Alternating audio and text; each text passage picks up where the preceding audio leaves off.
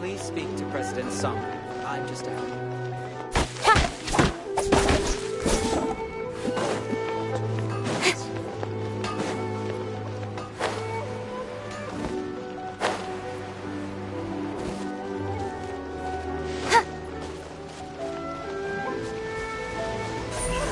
Speed of light.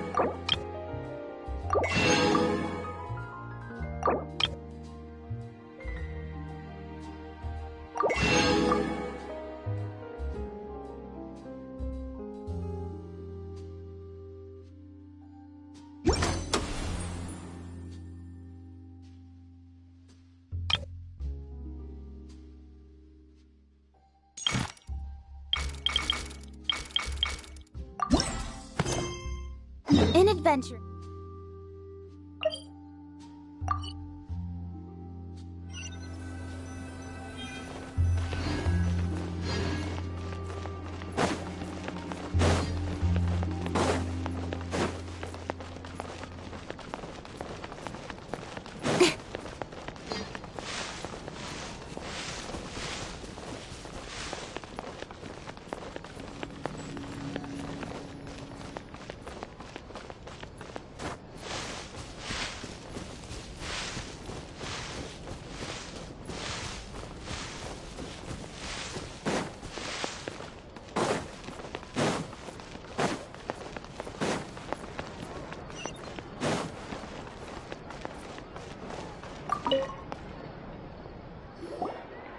Welcome to Le Show's Clockwork Workshop. Hello.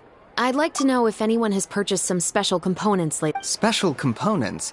Sorry, could you be more specific? I mean the kind of components that aren't typically used for clockwork toys, but for firearms. Huh? For firearms? No, we... Don't misunderstand. I'm not here to cause any trouble. We are merely... Well, to be complete... Has anyone ever purchased components here as an individual rather than on behalf of an organization? We have a lot of customers who buy toys, but those who... Is that so? You're welcome. It's the least I can do.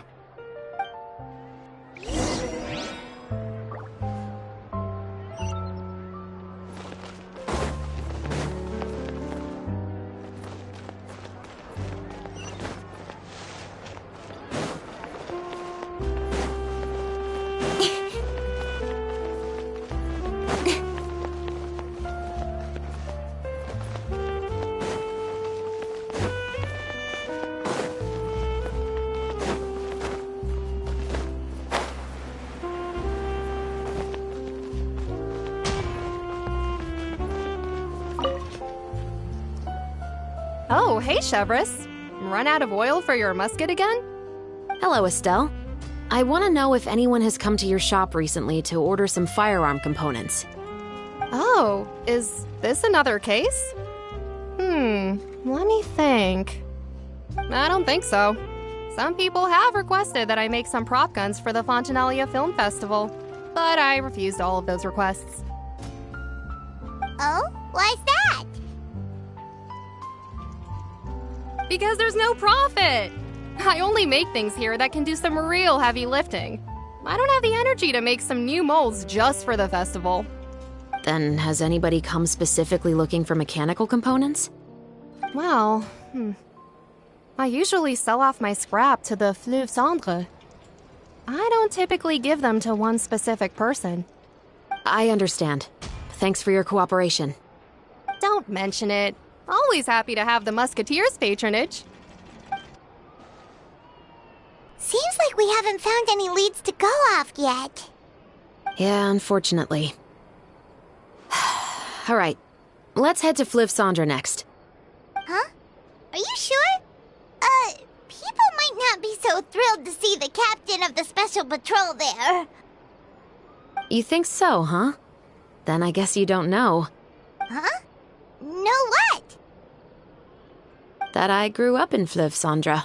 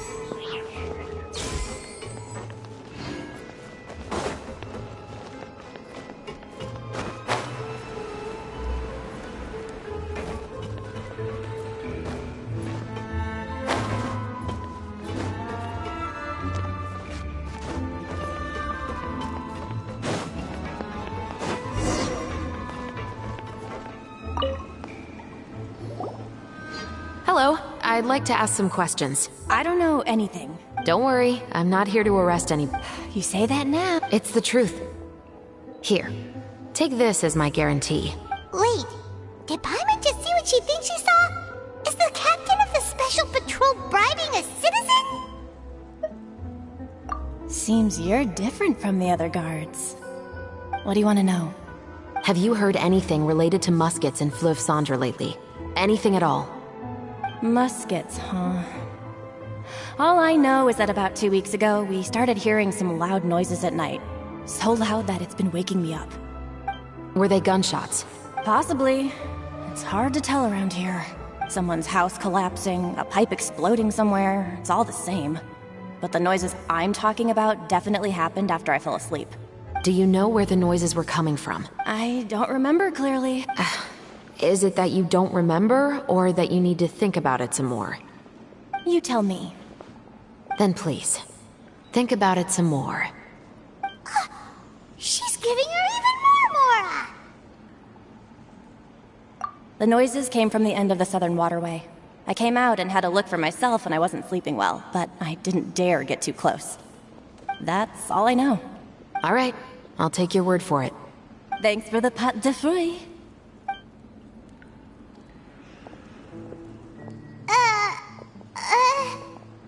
No need to be surprised. I grew up here, remember? I know how to get people around here to talk.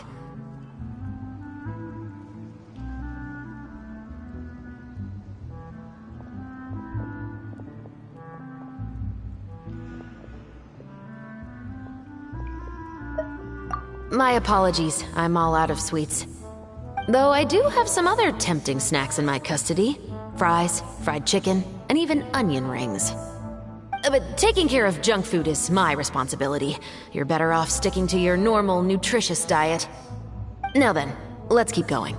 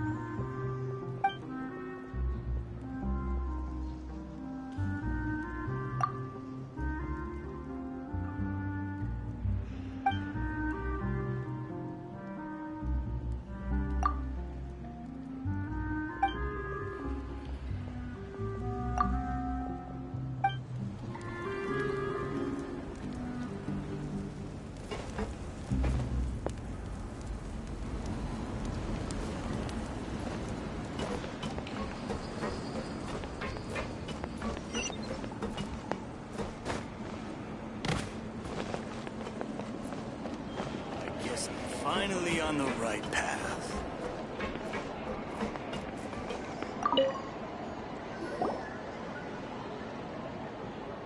It's been a while, Tetro.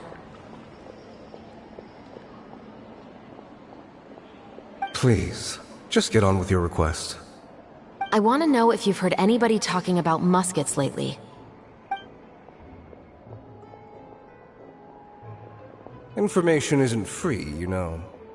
I've heard that bandits have been extremely active in the countryside recently, and they've been affecting the delivery of goods to Poisson. I can allocate some more manpower to help out with that problem. What do you say? You're still as helpful as ever. One of our men got drunk at dinner about a month ago and lost his gun. 3 days later, it turned up in the corner here. What's weird about that? He just forgot where he put it, right? This is Fleuve Cendre, my friend. Anything of value left in the tavern won't ever make it to the next day. But that gun turned out to be an exception. It didn't get any new wear and tear on it, and didn't even appear to have been fired. We were quite mystified as to what could have happened. I suspect it came back because the weapon was already known to the guards. You mean, a criminal was afraid the Marechaussee Phantom would use the shot marks to track them down? Maybe. But if that's the case, the culprit really took great care to avoid getting caught. I didn't say anything about a criminal. In Fleuve Sandra, knowing who was killed is as easy as knowing what clothes you're wearing today. It's the guy living in the East Side, isn't it? I've never liked him. Every time he's here, he just orders a drink and sits there with a nasty look in his eyes. So, who was the one who lost the gun in the first place? Don't bother. Even if you ask, he wouldn't admit to owning a gun to some strangers. Not to mention the captain of the Special Security and Surveillance Patrol. He's right. I know you grew up here, Chevres. Even though you're on good terms with the Spina, you've still been gone too long. Not many people know you here now, and a lot of people don't like the Special Patrol. I know. So take my advice and don't show your face too much around here. It's for your own safety. I'll come and go as I please, and I'm afraid I'll be appearing more often due to my work. All right. Don't say I didn't warn you.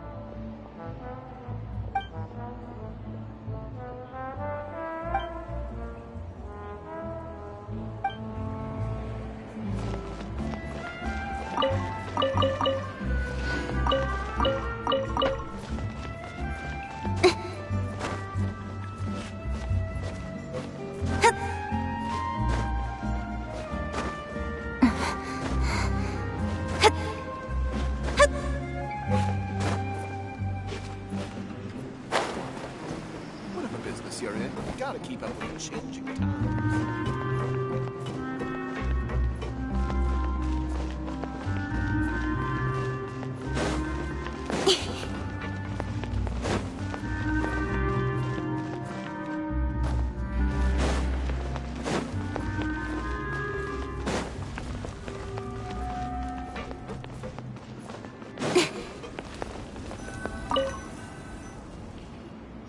What's all this?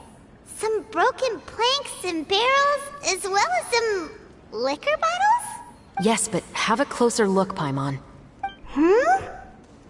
Even though somebody has purposefully tried to clean them up, these are obviously marks from musket bullets. In other words, someone was here trying to improve their shot. They were using the barrels and bottles for target practice. Could it have been the killer? Your guess is as good as mine.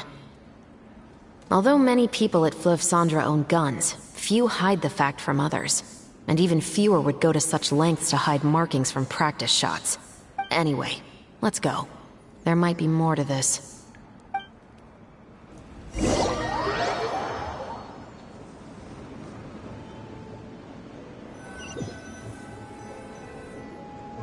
Seems like that's all we'll be able to uncover for today.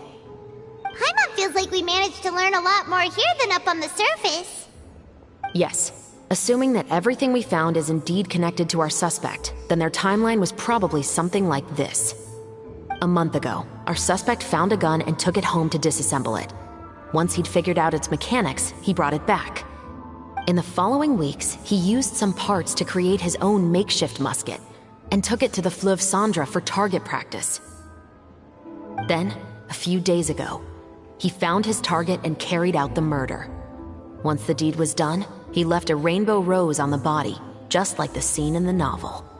That all makes sense to Paimon, but we're still no closer to figuring out the killer's identity!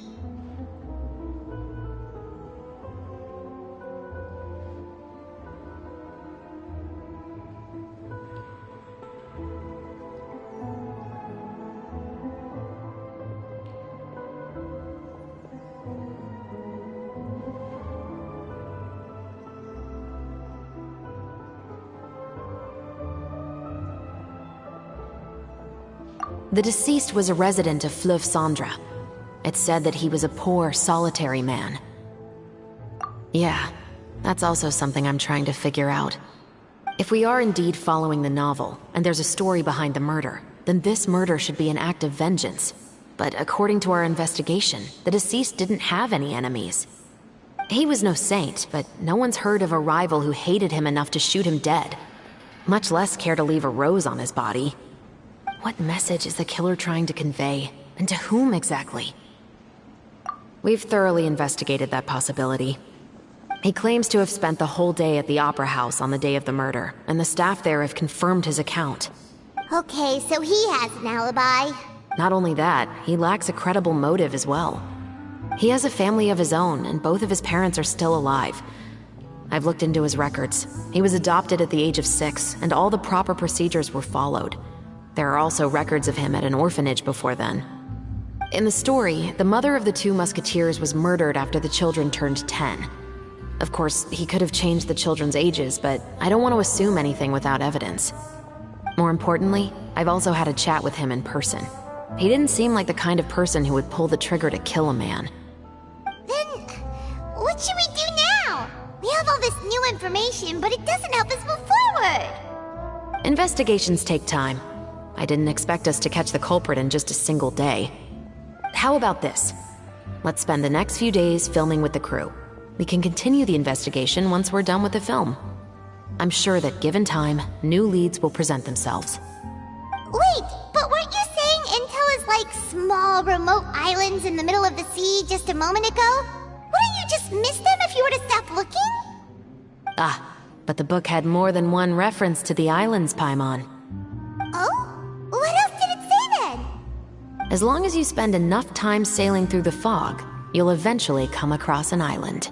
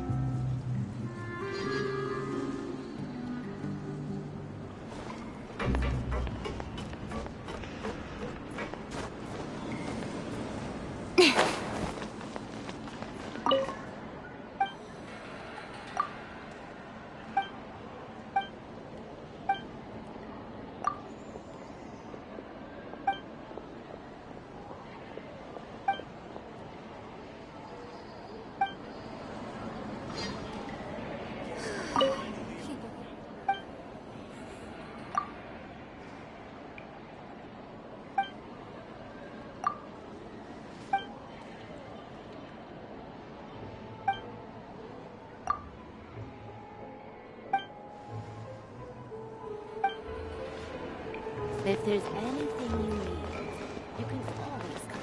Adventuring underground is way more fun than I thought.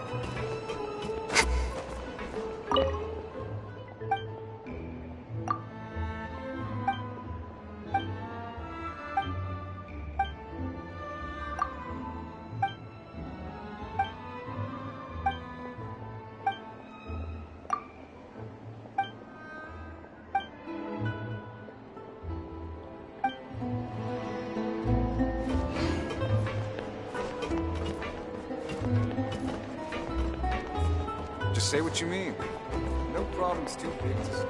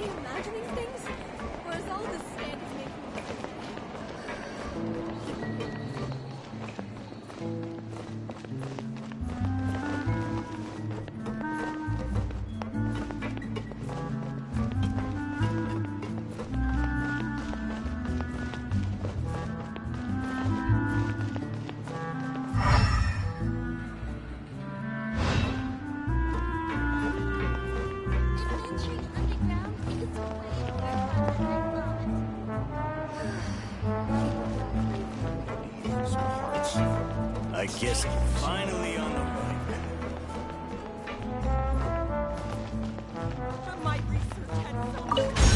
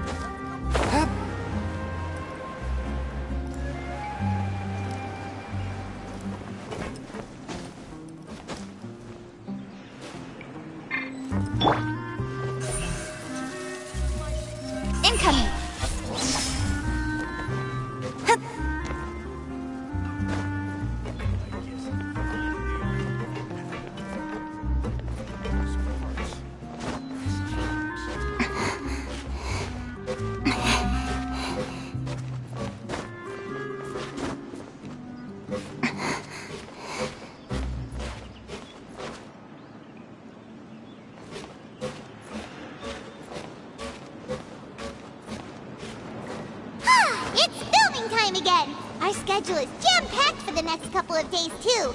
We've got so many different locations and sets to cover. Anyway, let's head out and meet up with the others.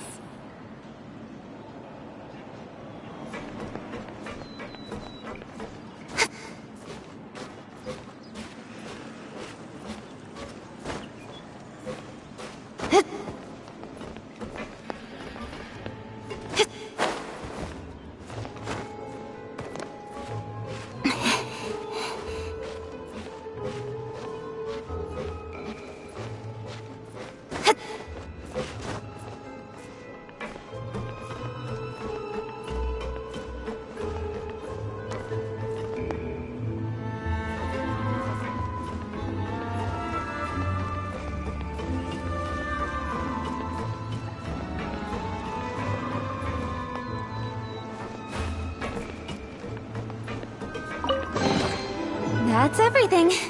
On to the next.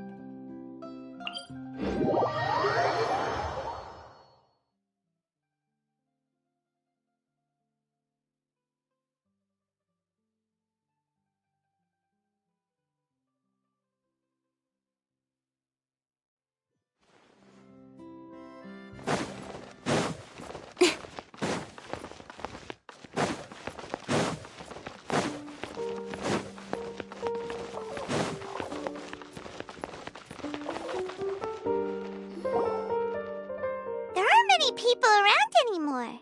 Looks like that boat we took to Araneas might have been the last one. Vache. Looks like we're back here again. Huh? Traveler? Are you hearing voices again? Ugh. That's kinda spooky. Are you sure we don't want to come back in the morning? Vache? Vache. Hey, why are you still walking towards it? Huh? Hang on. Paimon can kinda hear a voice. It's calling for Vache, right? Hey, Traveler! Stop walking! Come on, wake up!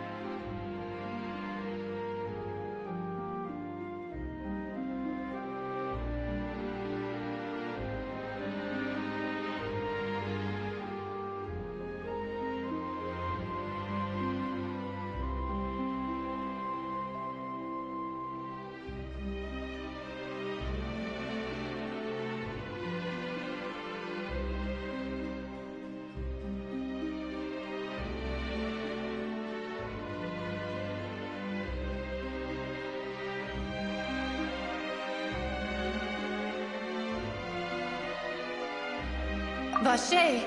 Are you... my dear Vache? No, wait. You seem to be someone else.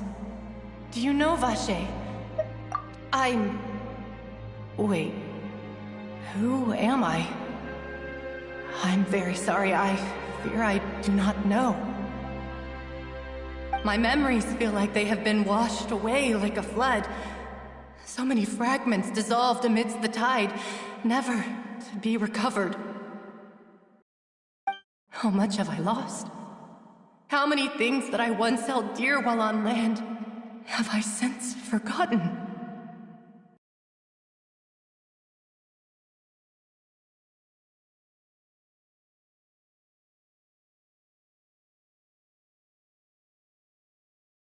Yes, that is what I was once. But now, I am but the consciousness of one who has lost their form.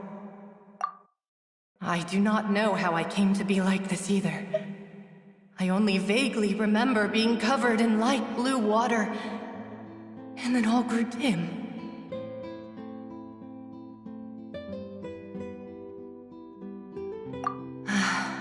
I also remember going to many places.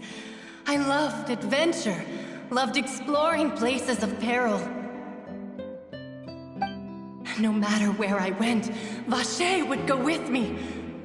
I knew how dearly he loved me, and I also loved him equally as much. But now, we can no longer go back. The pain of such parting, I never knew how heavy it could be. No, our reunion no longer has any meaning. There is no way for us to create any new memories. The thought of me gives him no succor, so let it lie forgotten beneath the waters. If you meet Vache, tell him not to look for me. Tell him to move on. That is the only thing I still remember.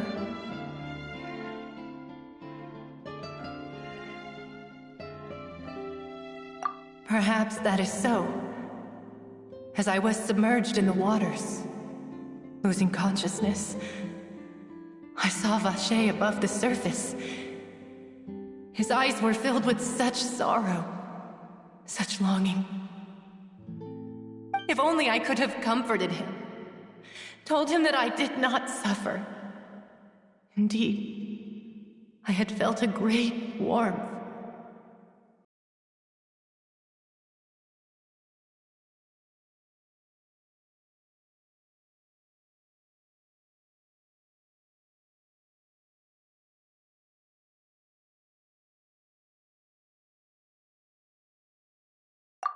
Is that what you call it? Dissolving? If anything, I consider it a form of release. It was a state of neither fear nor frenzy, with only an endless peace, like the water's still surface. I could also liken it to being a thirsty person who drinks water for the first time, and only then sees how they have lived for so long in a world of endless want and anxiety.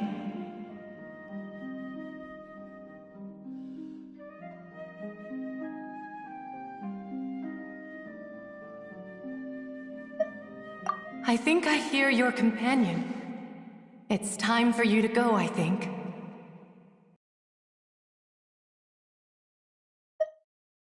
Farewell, then. I am glad that you were able to sense my presence. Remember, if you see Vache, tell him not to seek me out any longer.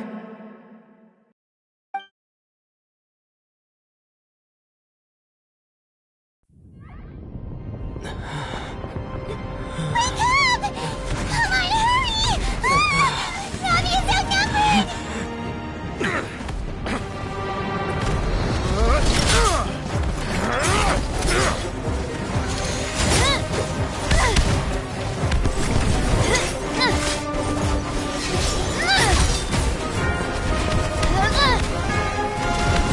now! Look out!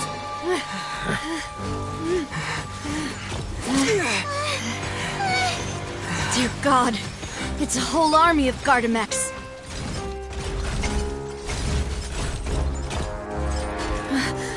Chlorand?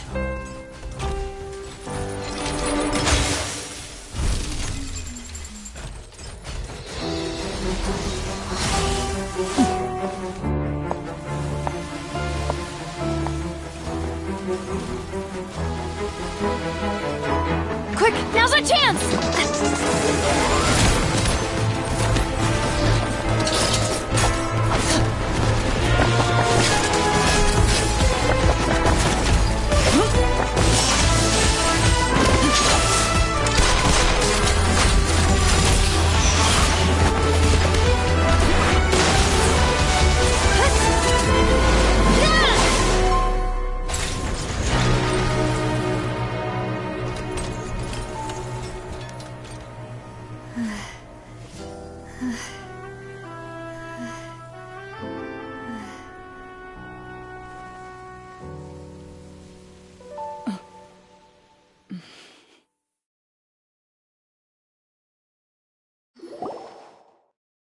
I should thank you for lending us your sword there, Chlorand. But before I do so, could you explain how you managed to show up here? I followed you. It seemed to me that danger has followed you more closely as of late. I believe that following someone without their knowledge is actually called stalking, is it not? Mr. Callus's last wish was for me to ensure your safety, and I will not betray his trust. He would do the same, were he alive today. Do not speak of my father! Sorry, demoiselle. I was not strong enough. Thank you for your aid, Miss Chlorand, but do keep an eye out for your manner of speech. I believe we all wish to avoid unnecessary emotional harm. Sorry, I did not consider your feelings. Whatever. What else do you know? How did you come to the conclusion that I'd be in grave danger? I doubt I know much more than you, but I believe that the mastermind behind the serial disappearances is very powerful. Your performance tonight will almost certainly attract their attention. I'm sure they've known about me. To be honest, I'm shocked it's taken them this long to act against me. And what about these Gardamex? I thought only those associated with the Maison Gardiennage could control them. None of these mecha have serial numbers. I was sure to check a moment ago. They are not the ones used by the authorities to enforce the law. I can only conclude that some powerful or wealthy party must have obtained them via illegal means, deploying them as a private force of sorts.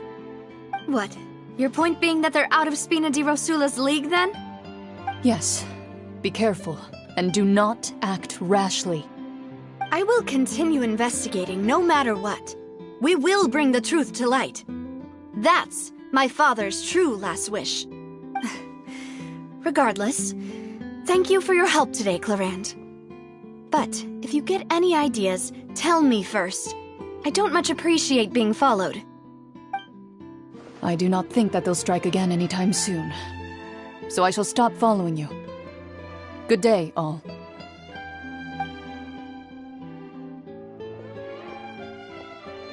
Right. I suppose that's the best news we've gotten today. Demoiselle, I believe that Miss Chlorand was being sincere with you. If we tried, we could attempt to thaw relations a little. I know, she's... Oh, thank goodness! Paimon thought we were done for! Those Gardamex came out of nowhere while you were unconscious, and Nadia and her gang saved us! Oh, and there was that champion duelist named Chlorand who came out to save us too! We got lucky there. Paimon probably couldn't have fought them off otherwise. Oh, come now. Forget all that polite talk. That wasn't really a farewell meal we had back there. Not for me, anyway. In truth, I hope that every meal we have together shall be a victory feast. As such, we're still partners. There's no need to thank me. It will take 50 years for me. If it were me, I would have joined the Spina di Rosula on account of her goodwill long ago. All right, you two. That's enough. Actually, Navia, how did you know that we were in danger? You sure did show up in the nick of time. Well, to be honest, you're the one who tipped us off, Paimon. Huh? Really? Paimon contributed somehow? Ooh, Paimon's even more amazing than she thought! Yes, all thanks to you grabbing my drink by mistake. How did that help? After we parted ways, I was on the way back to one of our bases when I suddenly thought of what you said. That the Fanta tasted kind of salty and icky. Fanta only comes in sweet flavors, so how could it have tasted salty? The color of the drink, if I recall, had also been a bit off. So the Fanta had been spiked with water from the primordials? Yes. So if you hadn't drunk that cup for me... Spina di Rosula is preparing the grandest of awards for you as we... Huh? Really? I sent people to Hotel de Boer to investigate, but whoever did this left no trace at all. That's when I figured out that you might be in danger and hurried here as quickly as I could. But why would they go after us too? All we did was defend Linny in court and help clear his name. Ugh, now we're caught up in this mess too, aren't we? Well, you did foil a plan that they were probably pretty proud of, and almost got their name in the process. Speaking of which, did anything strange happen when you drank the primordial seawater? Well, it can't be a coincidence that the traveler fainted just now. He said that he heard that voice calling for Vache again. Oh, and this time Paimon heard it too, but it was real faint. Does this situation have to do with the primordial seawater then?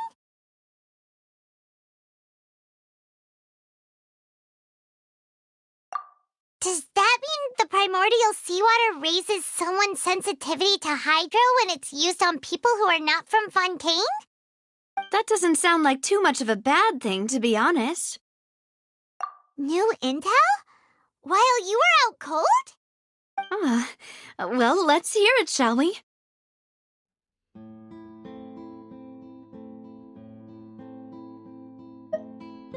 Oh, that is important. Vache. That name doesn't ring a bell. I suppose he hasn't stepped forward as a witness in court lately. Since he saw that young woman dissolve, he was at least at the crime scene. But he never gave testimony or any information regarding people dissolving in the primordial seawater. Could he have been threatened? Yes, thank you. This is very important information indeed. We will continue to investigate. Oh, you mean you'll help us investigate? Well, you did say that our farewell meal didn't really count. That means we're still partners, right? And besides, we're in this now whether we like it or not. You're not gonna let those people who targeted us get off the hook so easily, are you, Traveler? Demoiselle, do try not to look quite so pleased. You are the face of Spina di Rosula, after all. You talk too much. Well, in that case, let's head back to one of our bases, shall we? I'll arrange accommodations for you. We also have some plans to go over, and hopefully we can deepen our bonds as partners. But we'll take that one step at a time, I guess. Don't worry, you two. With us around, our base is definitely secure.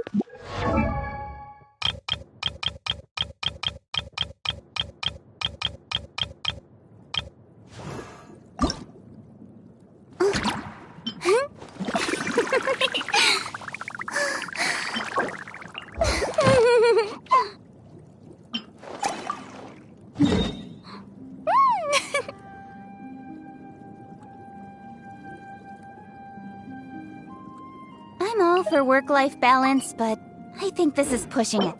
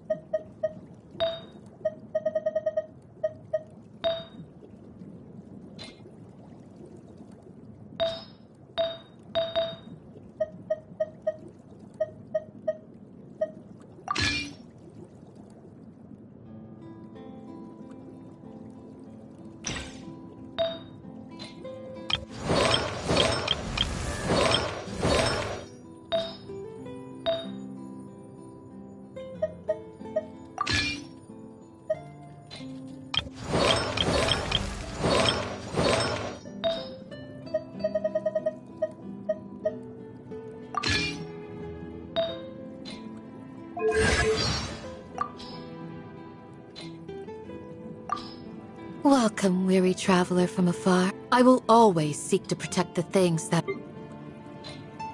In adventuring, as in business, you always seize the opportunity while it's there.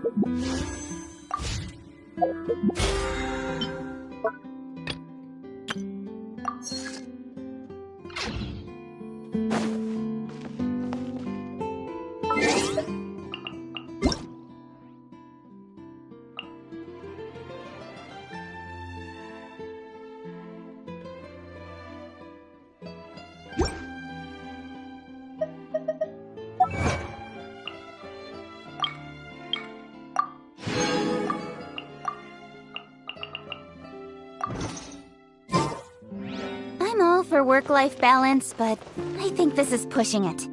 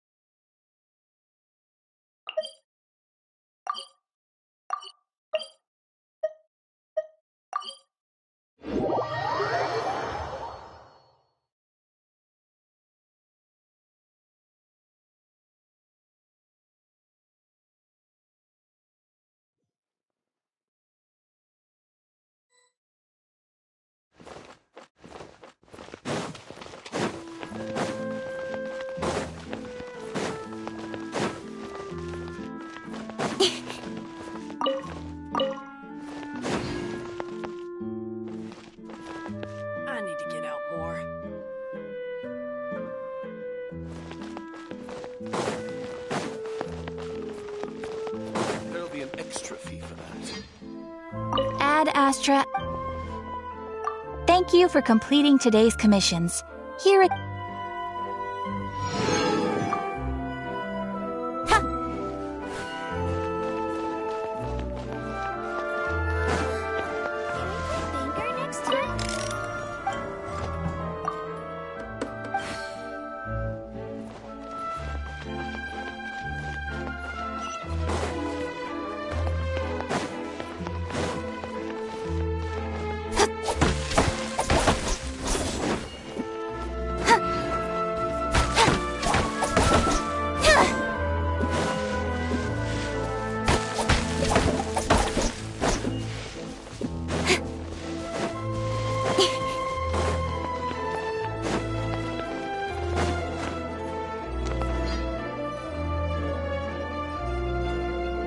It's right up ahead, but let's make sure we weren't followed first. I've been keeping watch, Demoiselle. I haven't spotted anyone suspicious thus far. Huh, very good. But let's not let our guard down for now. I shall find rooms for our respected guests. Thank you, Malus. Now, let's continue, Traveler.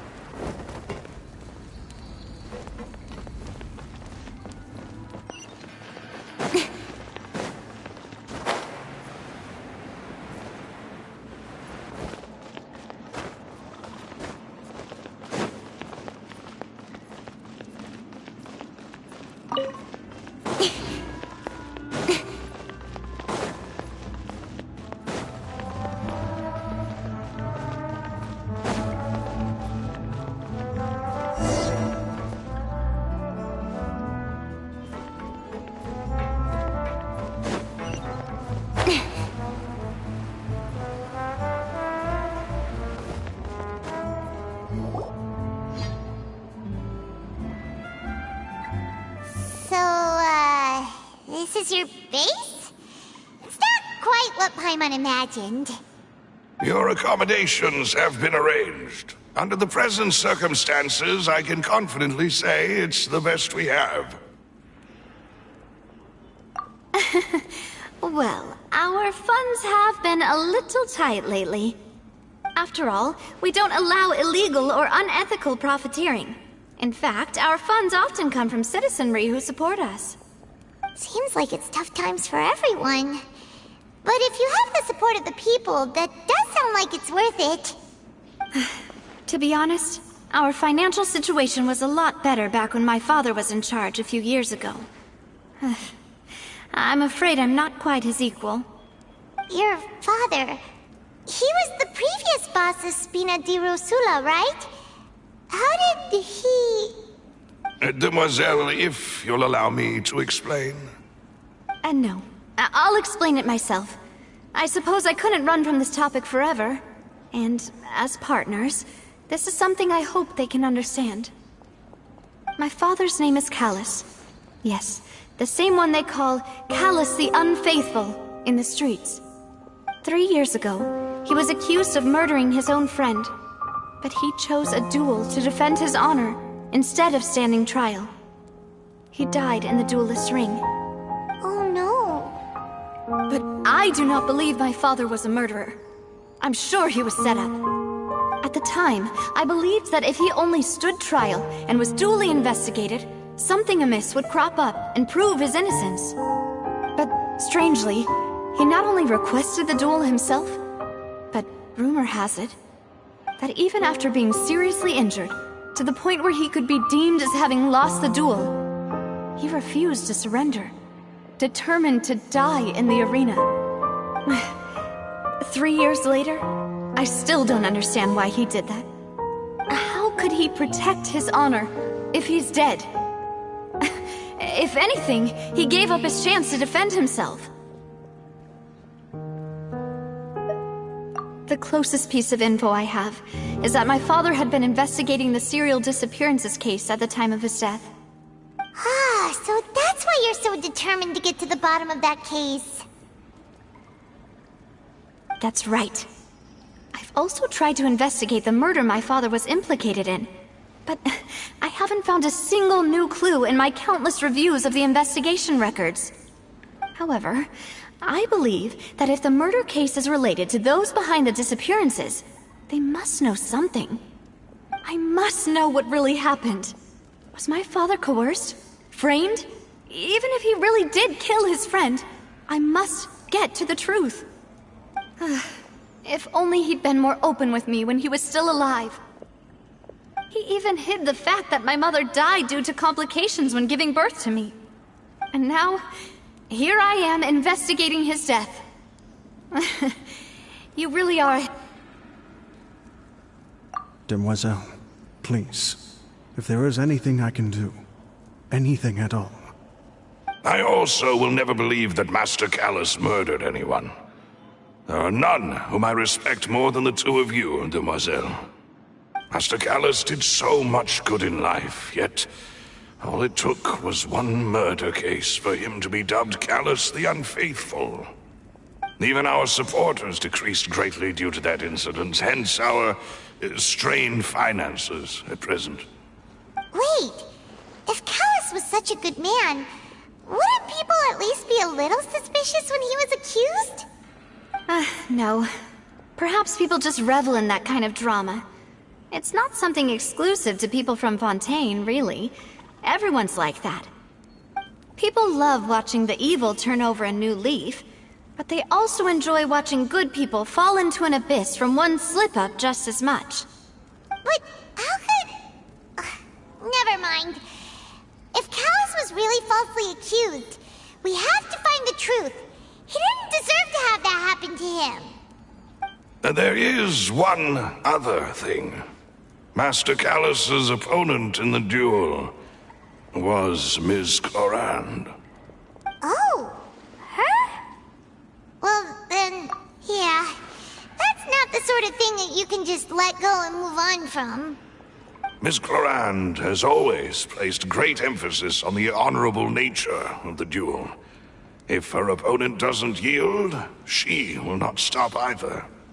She knew Master Callus beforehand and greatly respected him, but seeing how he was resolute in the arena, there was only ever one choice she could have made. It's not that I don't understand her at all, but I just can't deal with this yet. Don't worry, Navia.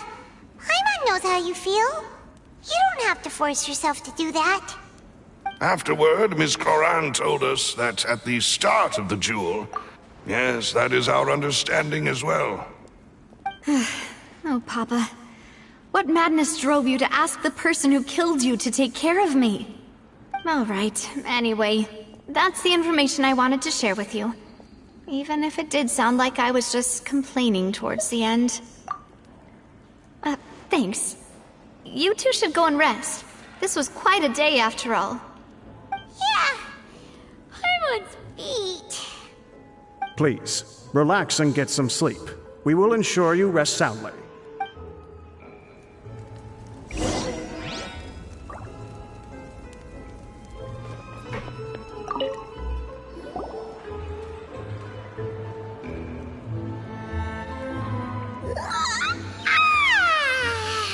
Paimon slept so well. This place feels almost too safe. Huh? Navia? Where did the other two go? I sent them back to Poisson. It's Spina de Rosula's place of origin, and where we have our headquarters. There's not much for them to do here at the moment. Paimon gets the feeling that you're just trying to get them off your back. But never mind that. When did you get back? Were you? No, I just returned after going out for a while. I did some investigating yesterday regarding the name Vache. Wait, so you didn't sleep at all? How could I after having such critical new evidence appear? Guess Paimon wasn't speaking for everyone just now, huh? Unfortunately, this name seems to have been wiped from existence. It doesn't seem to have a match anywhere. I suspect that those behind this have already taken steps to hinder an investigation from this angle. But that does prove that this Vache person is a key witness in the incident. Does that mean we're too late, though? No. There is one ray of hope.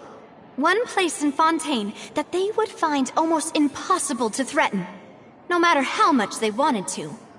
And that is the archives kept by Chief Justice Neuvillette, a place where detailed files on all the cases in recent years are kept. If the Oceanette you met is one of the young women who went missing recently, we should be able to find some related information there. So Neuvillette maintains an archive of case files? Whew. Guess that's the hard-working Chief Justice for you. In that case, let's go talk to him, shall... Aren't you coming along, Navia? No, it's nothing. Let's go see the Honorable Chief Justice.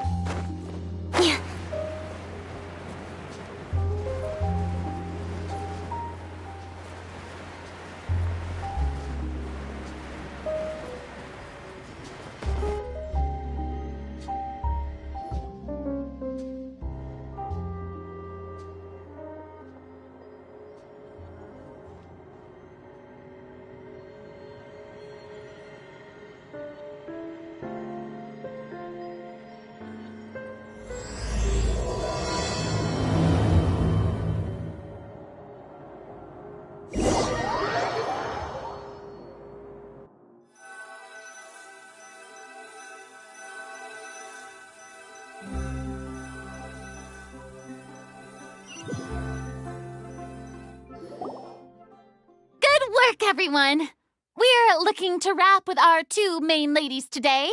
I can already smell our success. What do you mean, looking to wrap? Oh, aren't you the expert now? This upcoming scene is the two musketeers' final confrontation with the Baron. There will be quite a bit of action, but no choreography beyond what we've already rehearsed. Anyway, get ready. Lights, camera, action! The view is beautiful tonight. It reminds me of that fateful night 10 years ago. And now that I've said it, I can even make out the faint fragrance of herbal tea in the air. Enough, villain! It's time that you pay for the death of our mother! My dear Iris, have you forgotten your manners? How can you speak like this to your own father? I'd sooner swallow all of my teeth than call you father. What did I expect? Seems the daughters have turned out to be just as obstinate as their foolish mother. In this world, mora and status is everything. She thought she could blackmail me using her children and force me to grant her recognition and concessions? Ah, how naive can a woman be? Mother never asked a single thing of you. All she wished was for us to live a peaceful life, just like the others. It was you who personally brewed the poison of prejudice and sent Mother to her death. Compared to that deadly poison, the 2 bullets that will soon pierce through your heart will be like sweet mercy. And that's exactly why I said you're just as naive as her. Did you really think 2 muskets would be enough to defeat me? So let's see. What is stronger? Mora and power, or the 2 muskets in your hands?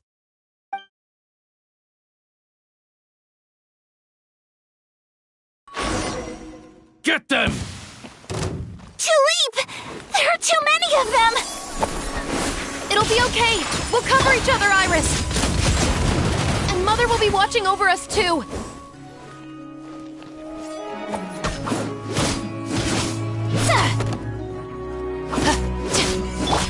My apologies. Yeah!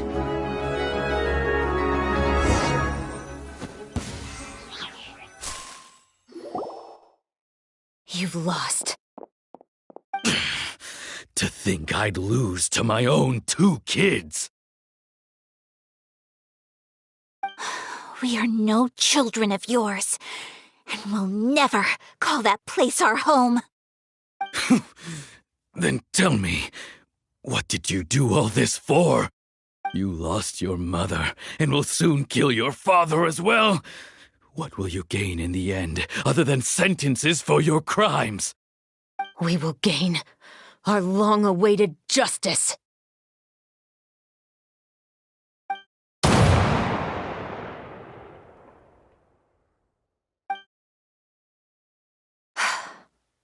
It's over. Finally, it's over.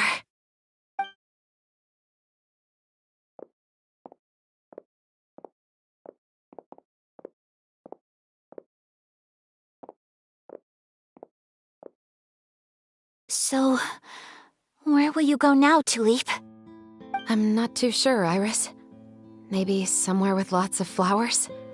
After all, Mother always did love going where the blossoms were. What about you? I want to go visit Mother's grave. Yeah, that's not a bad idea.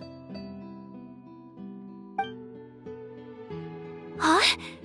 Tulip, look! What is it? It's Mother's favorite, the rainbow rose. Look, it's blooming again.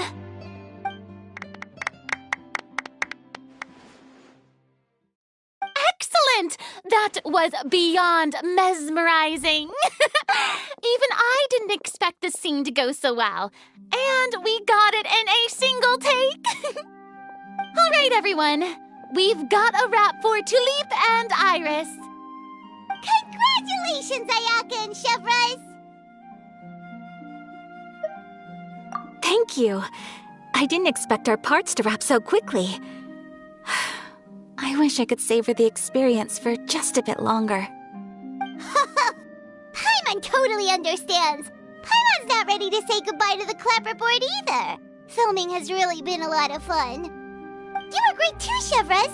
The way you said, long-awaited justice. It gave Paimon chills. That is indeed my favorite line in the whole book. I still remember trying to act it out in my room the first few times I read it. Whoa, Paimon would have never guessed you're that type. Who doesn't like stories where the guilty are punished and justice prevails over evil? Don't forget, I'm the captain of the Special Security and Surveillance Patrol. Captain, I have something urgent to report. Please excuse me, everyone. I'll be back in just a moment. It's okay, don't worry about us.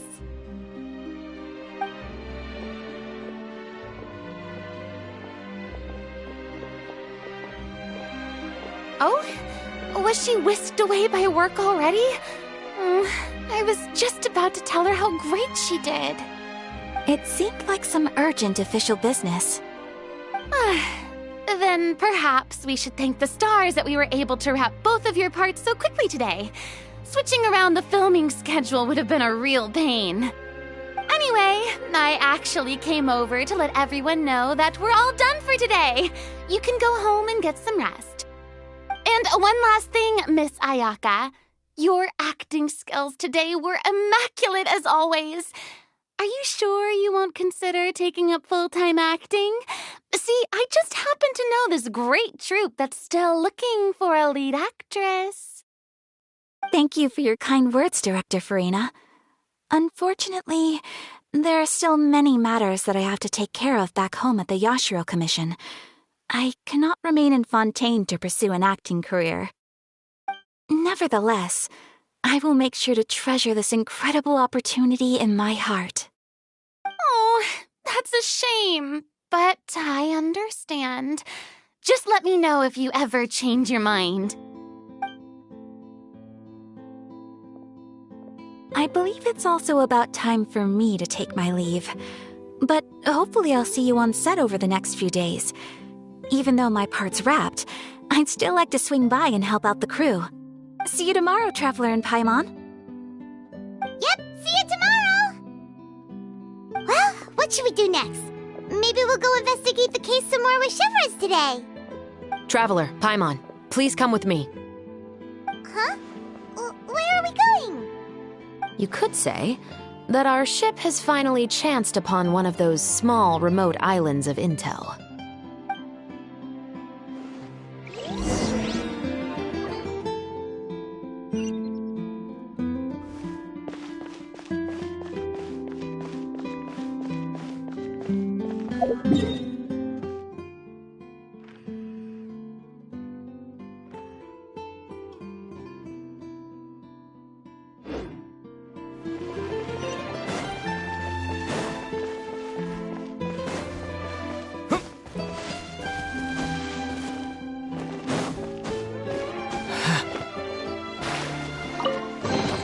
I'll keep this close.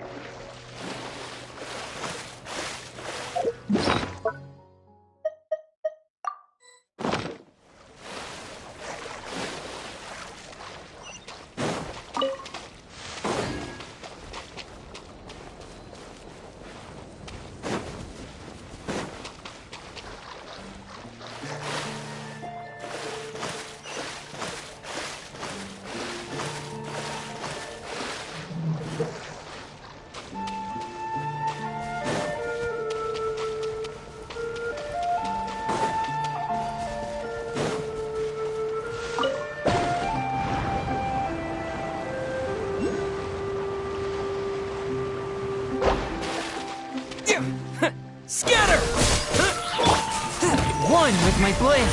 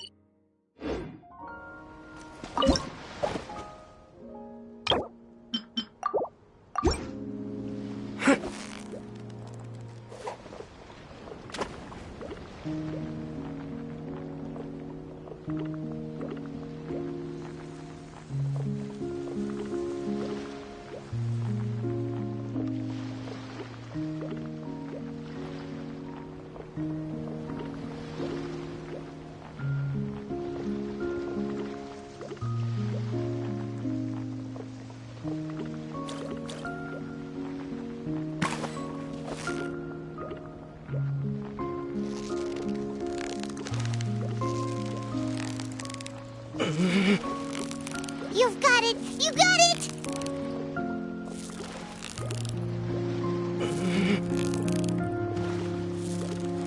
Victory is almost ours!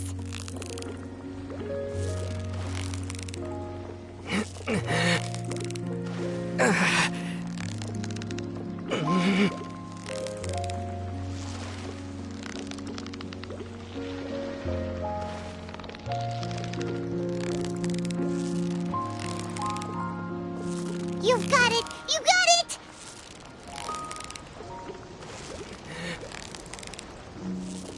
Yeah! You nearly got him!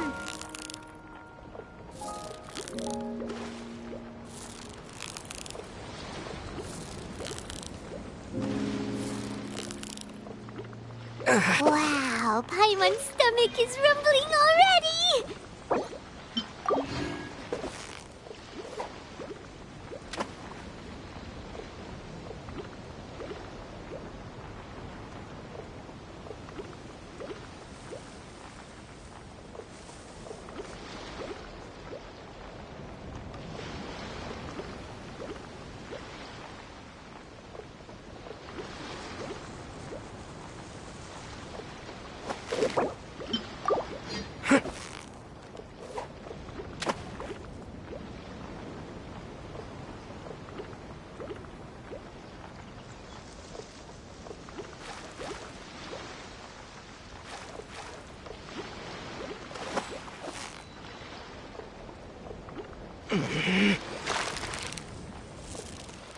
You've got it! You got it!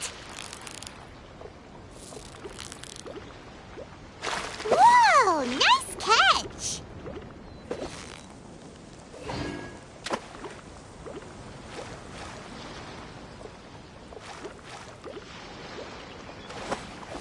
Steady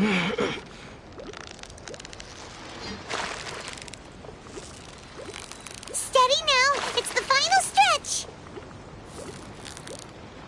Whew, that was a tough fight.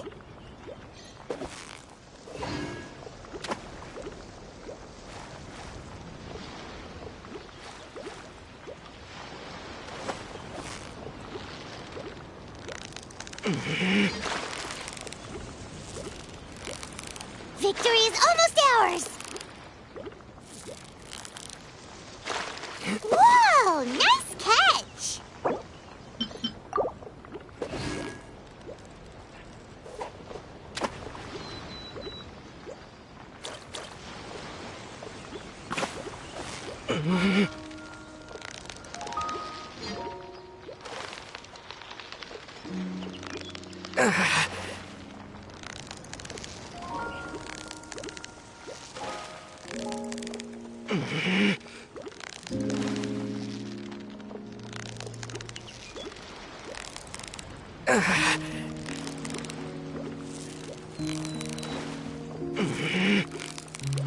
You've got it! You got it!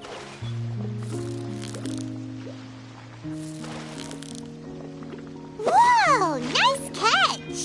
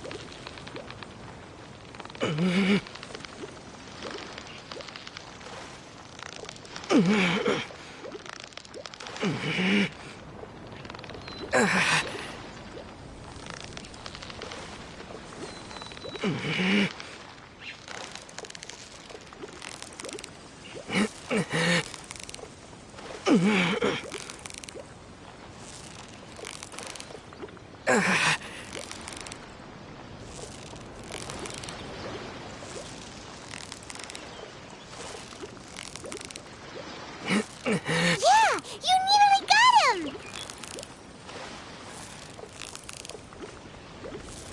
You've got it! You got it!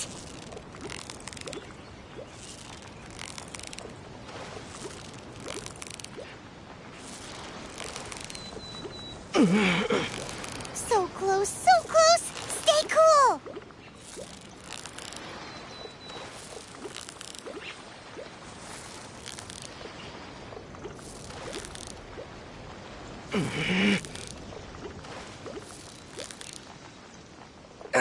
Whoa! Nice catch!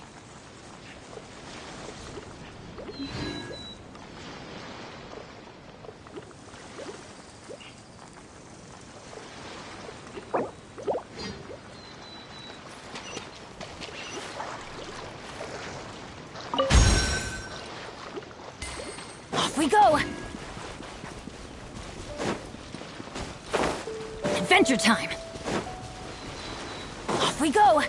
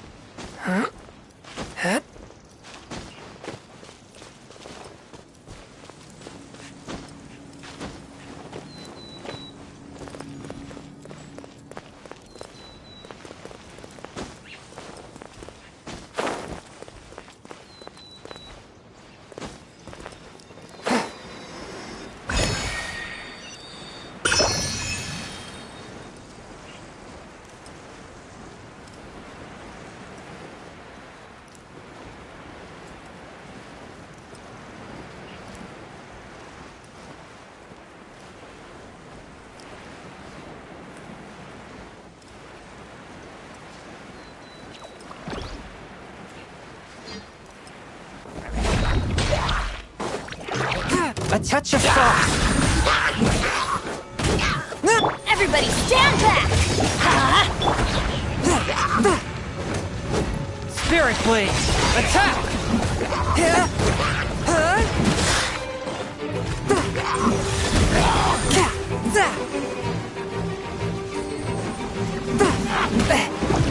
I cannot underestimate my enemy. Propagate! Speed of light! Nowhere to hide. Incoming! Hey!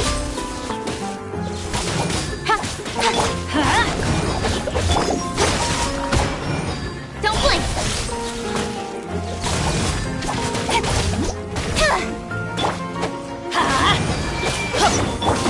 Speed of light! Yeah.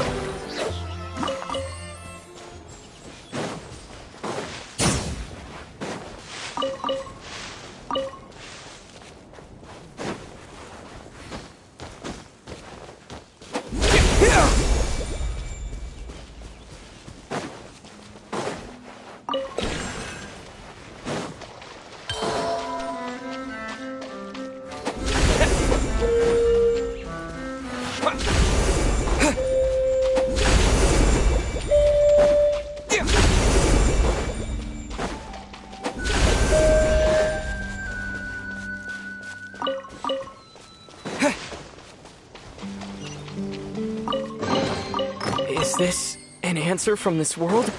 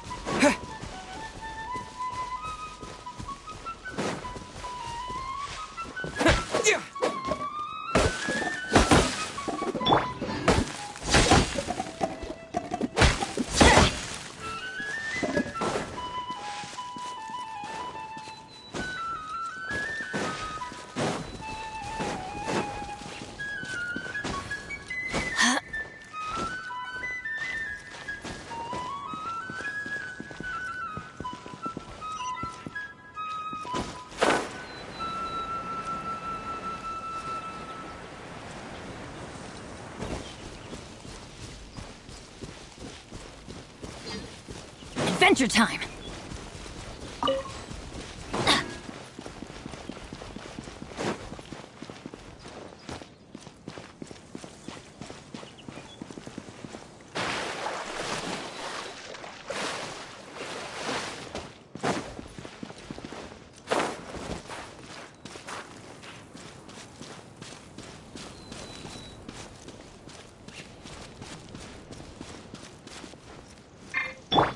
Swift and merciful.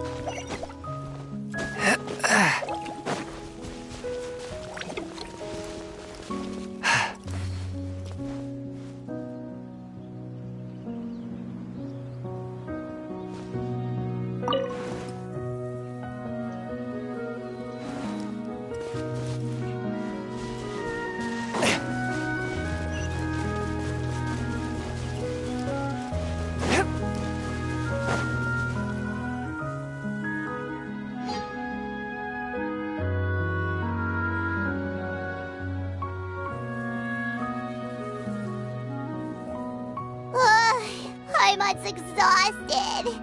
Paimon definitely didn't expect having to float this far after a full day of filming. So, Chevres, why did you take us here? Affirmative. It wasn't anything conclusive, but it should show us a clear way forward.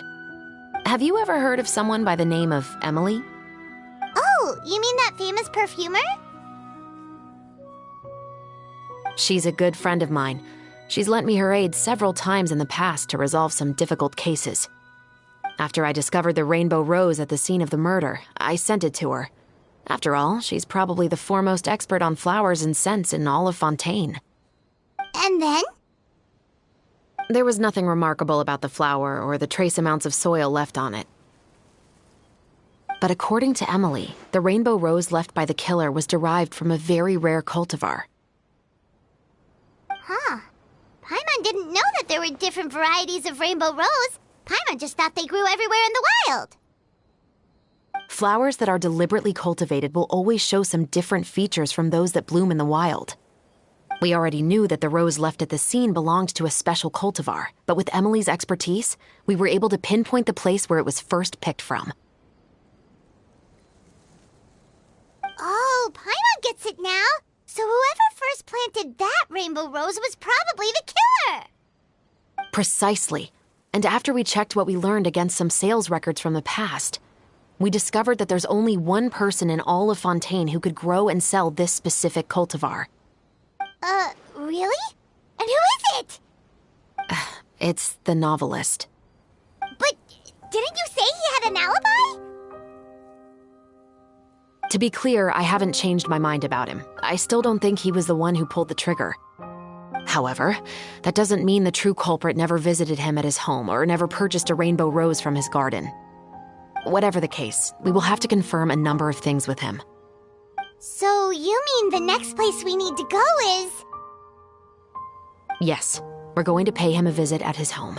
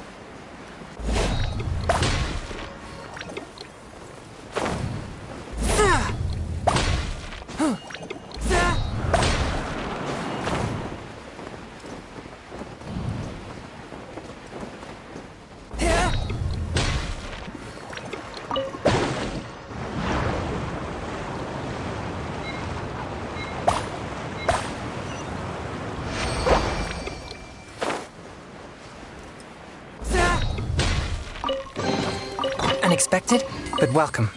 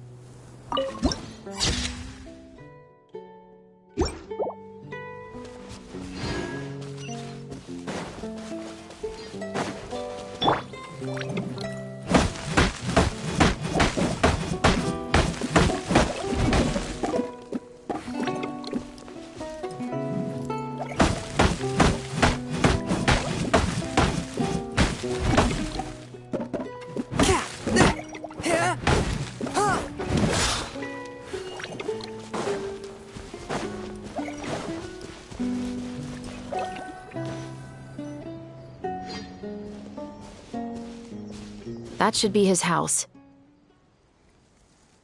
There are so many Gardamex stationed around the place. That's pretty unusual, right? According to what he told me last time we spoke, he hired them so he won't be harassed or disturbed. Huh. So there are a lot of flowers in his garden, but Paimon doesn't think we'll be able to pick one without alerting the Gardamex. Right. Which is exactly why I think there has to be a special connection between him and the killer. So, should we knock? Just wait here for now. I'd like to take care of a number of those Gardamex first. But they're so far away. How are you planning to do that? Don't forget, Paimon. I'm actually the real-life captain of the Musketeers.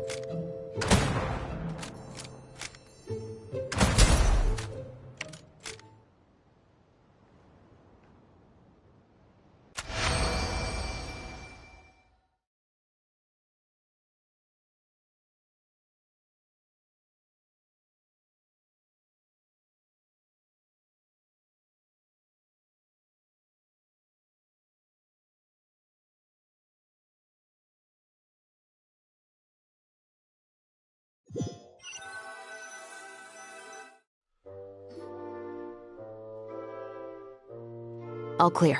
Let's go. Wait! Paimon's a little nervous now that we know he could be the killer. Can we go over our plan of action again? I'll go knock on the door and make sure it's safe inside. Once we're sure that we're in the clear, I'll ask him to come with us for a quick round of questioning at the guard's headquarters. But can't we just... We still have no evidence that he's the killer, or that he lent the killer any direct aid. Still, it would be appreciated if you could pick a rainbow rose from his garden for me while I'm talking. Sure, no problem.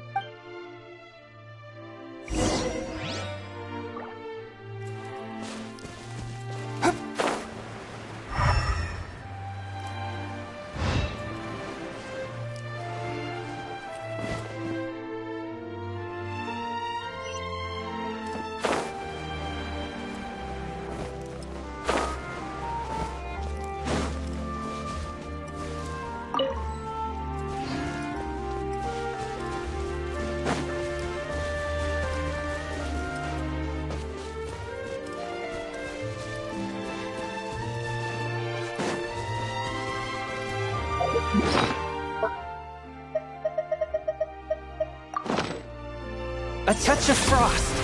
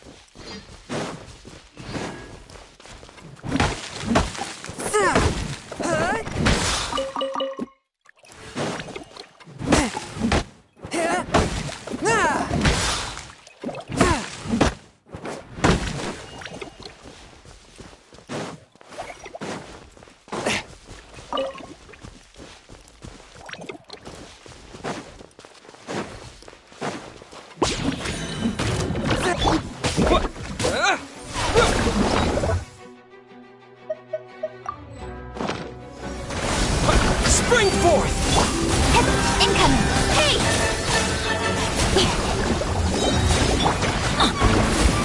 One with my blade. Submit for judgment.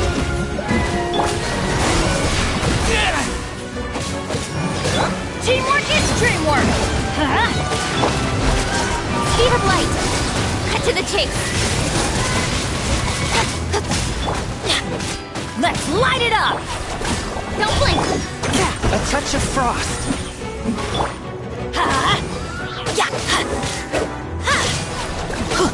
Get out of here!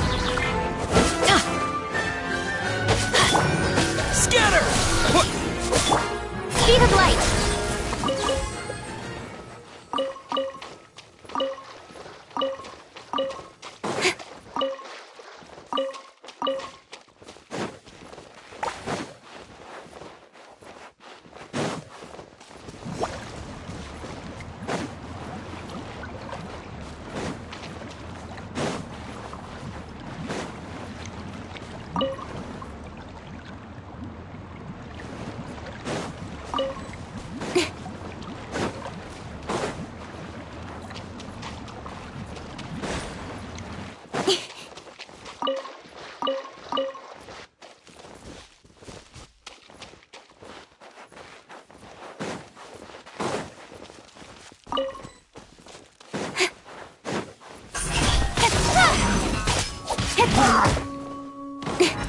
I'm going in! Let's light it! Spirit Blade! Attack! Ha, don't blink! Ha, nowhere to hide.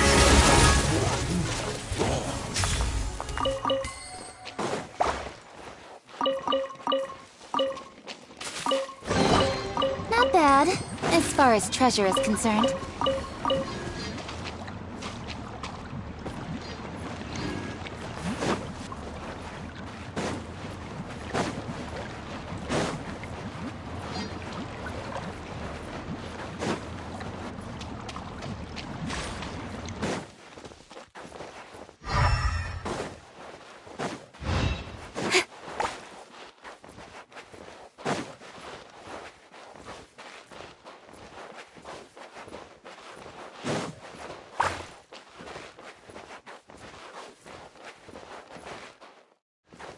Incoming!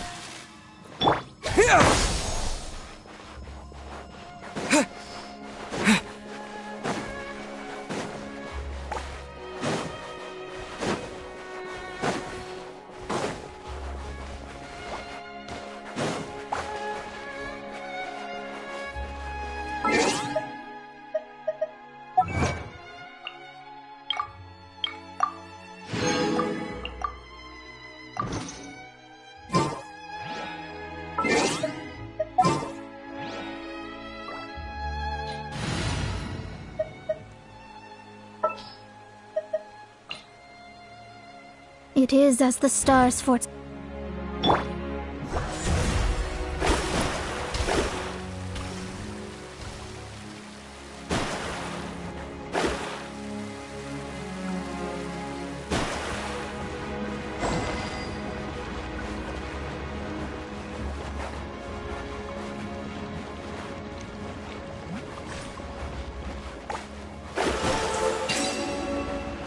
Shadows of fate!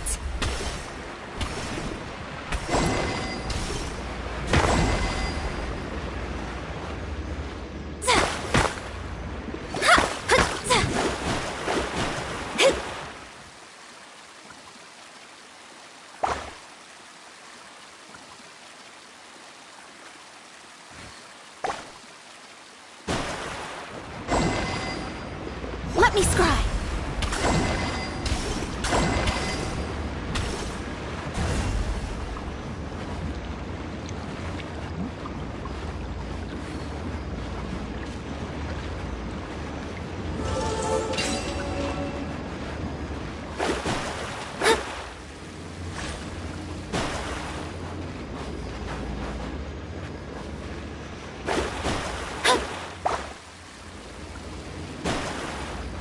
Delve into destiny!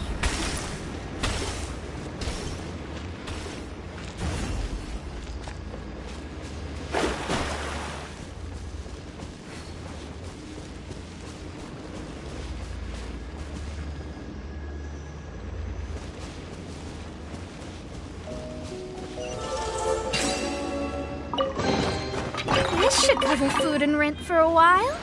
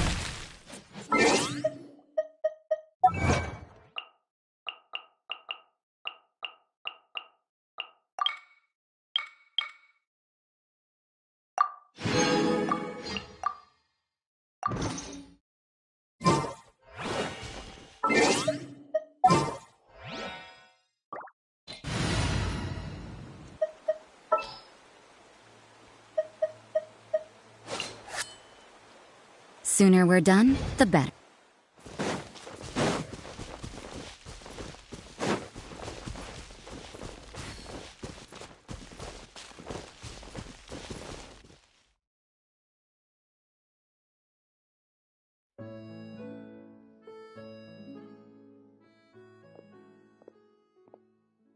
Excuse me, Mr. Baptiste, are you home? Who could it be at this hour? Oh, it's you, Officer Shavras. Would you mind accompanying me to the guard's headquarters, Mr. Baptiste? We would like to ask you some questions about a case. Oh, is it still regarding the murder case from before? I cannot confirm or deny that at this time. So it is then. Listen, I need you to come with me, Mr. Baptiste. Miss Shavras, I'll save you the trouble. Oh, and you two over there? There's no need for you to pick my flowers either. It's not time for them to bloom yet. Oh!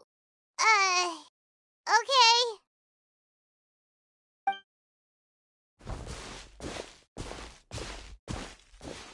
By saving me the trouble, you mean... I will confess. I was the killer. Huh? He just admitted he's guilty! Please relax, everyone. I'm not armed. The musket you're looking for has been buried in my backyard.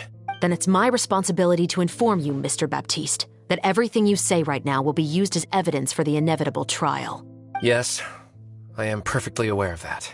I must say, I hate this feeling. Oh? Is it because I confessed? Or because you've been proven wrong? Both, I suppose.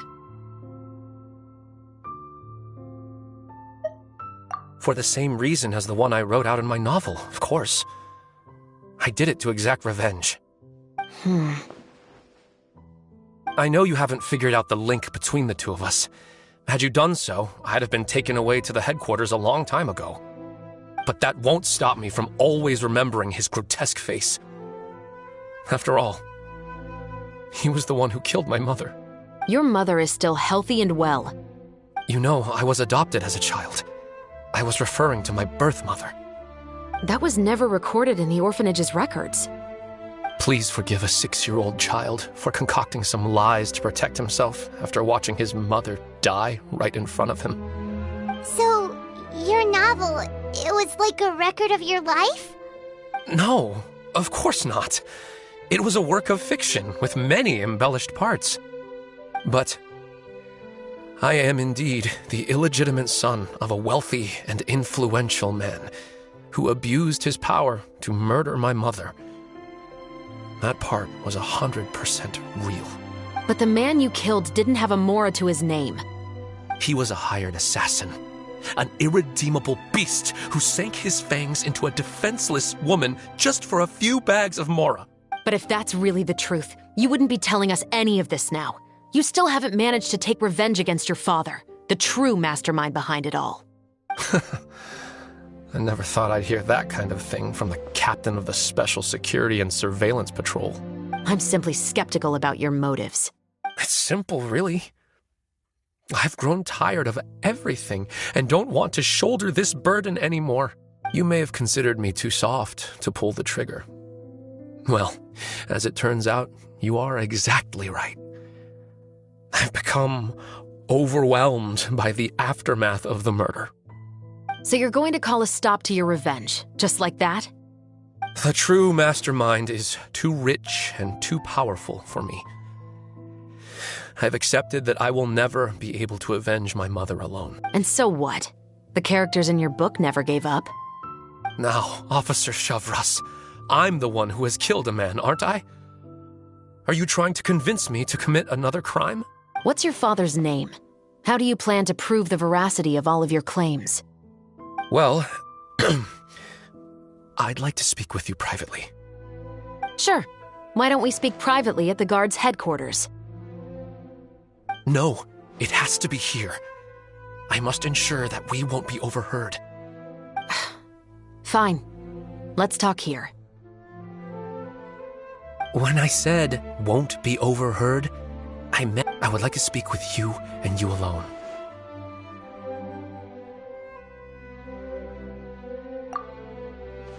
Thanks. I appreciate it. Please stay safe, Chevres. All right. Let's hear it. Will you really believe what I'm about to... Well, that depends on what you're going to tell me. Fair enough. Fair enough. Then listen closely.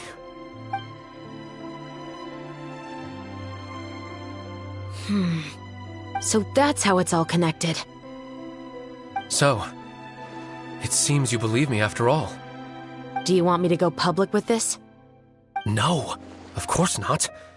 At least, not right now. Then why did you bother telling me? You've read my work. What do you think?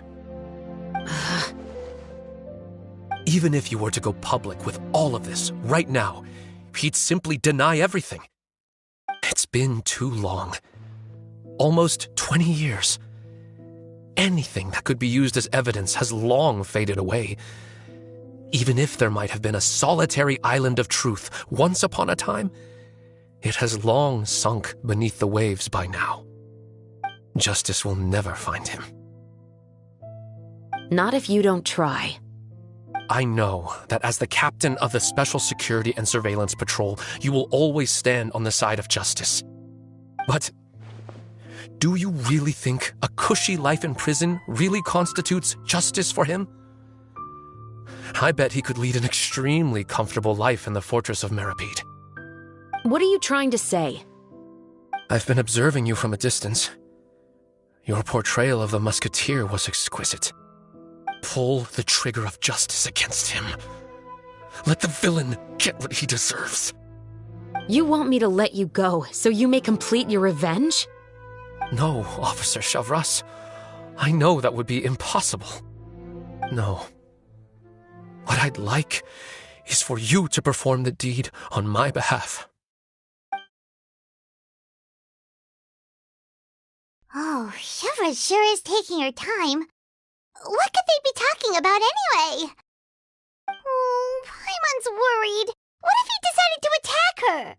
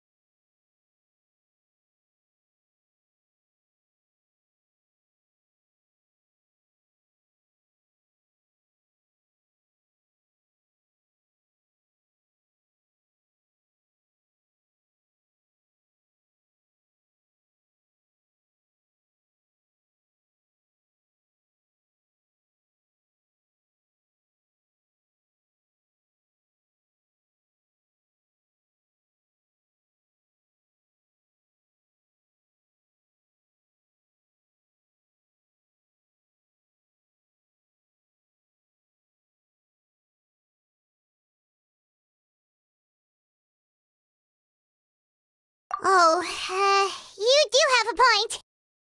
Still, do you have any idea who the rich person might be? And why the novelist doesn't want us to hear what he's saying to Shivers? Sorry to keep you waiting, you two. Hey, how did your talk go? I've already sent someone to escort Baptiste back to the headquarters for questioning. He wasn't lying about the musket. It was indeed buried in his backyard. But what about the name? Did he tell you the name of the rich guy? Yes, he did. But for now, I have to return to the Special Patrol. There are still a few loose ends I need to tie up.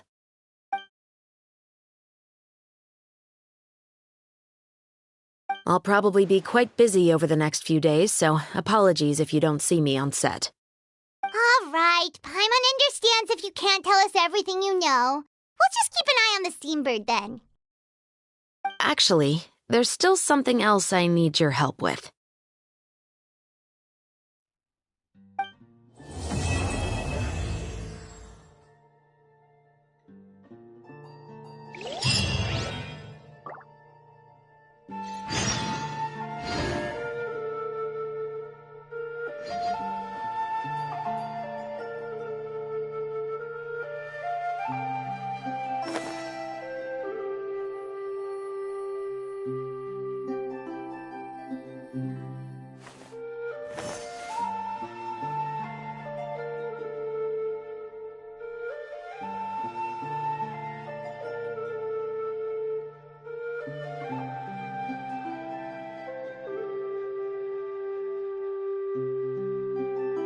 In adventuring, as in business, you always have to seize the opportunity while it's there.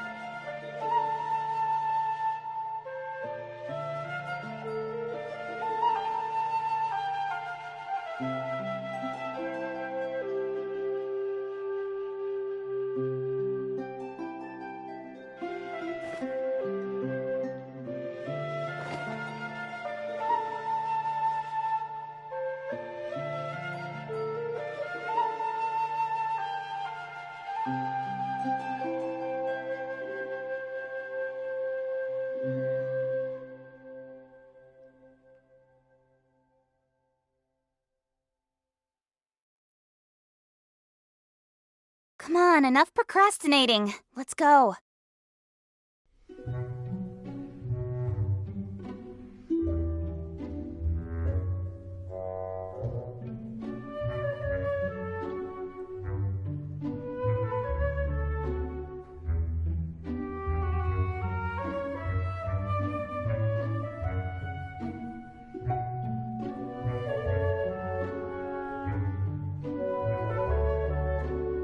I'm all for work-life balance, but I think this is pushing it.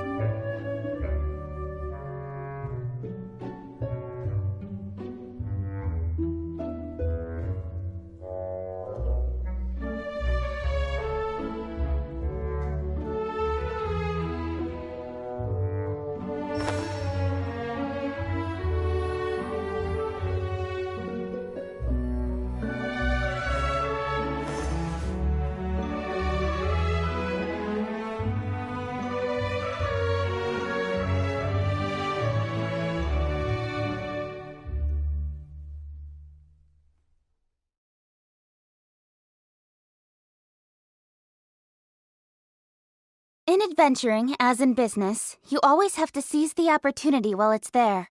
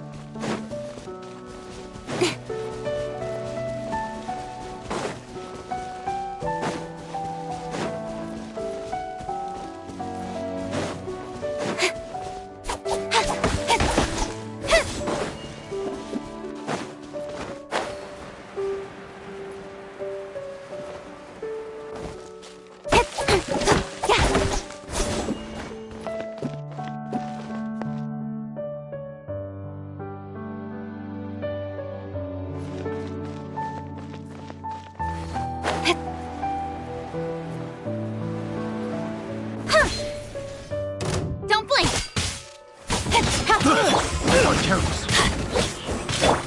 Scatter!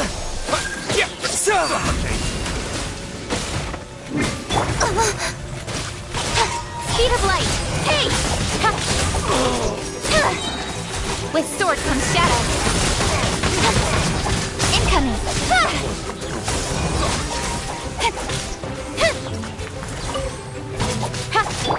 Propagate!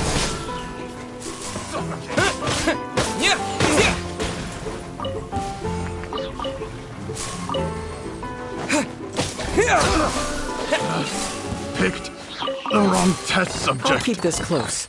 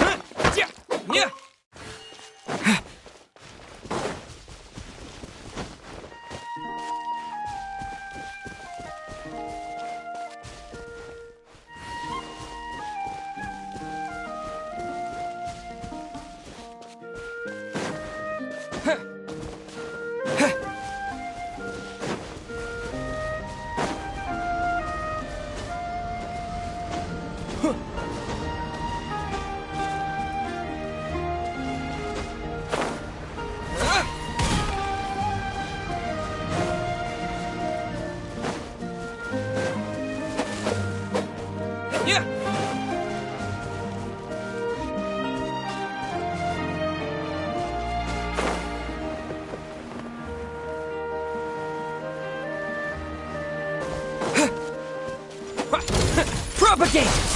Lights out. Judgment! Don't blink! Hey! Nowhere to hide. Speed of light!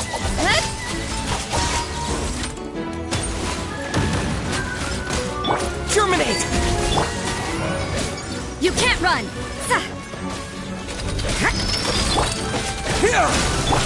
Incoming! Hey!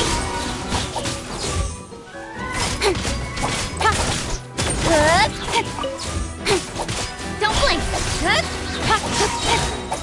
Cut to the chase! Speed of light!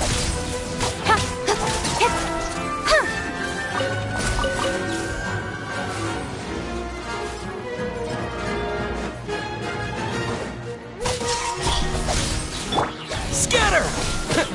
Teamwork is dreamwork! Let's...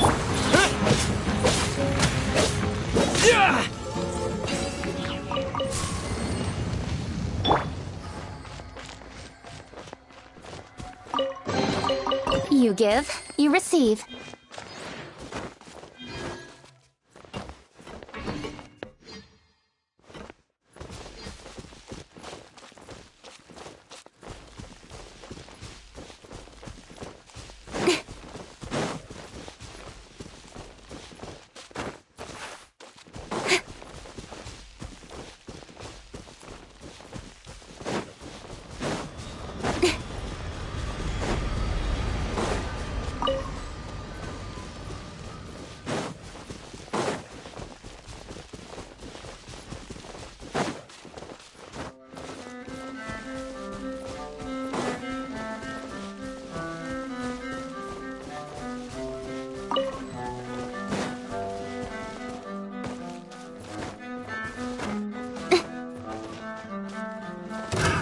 Another test subject. I got careless.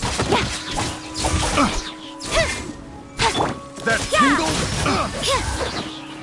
Punishment! I got You can't run! Picked the wrong test subject. Picked the wrong test subject.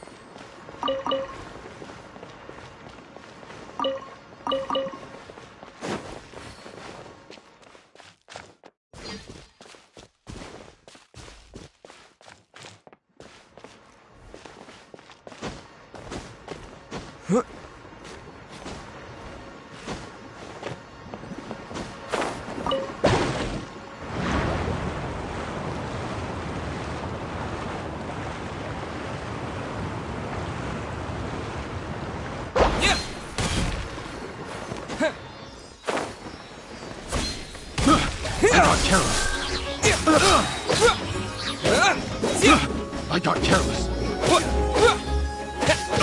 Yeah, propagate! Picked the wrong test subject.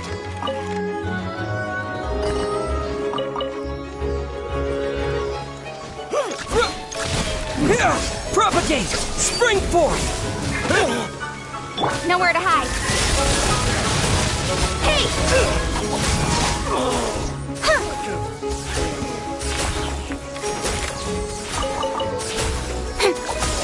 Incoming. A hunter.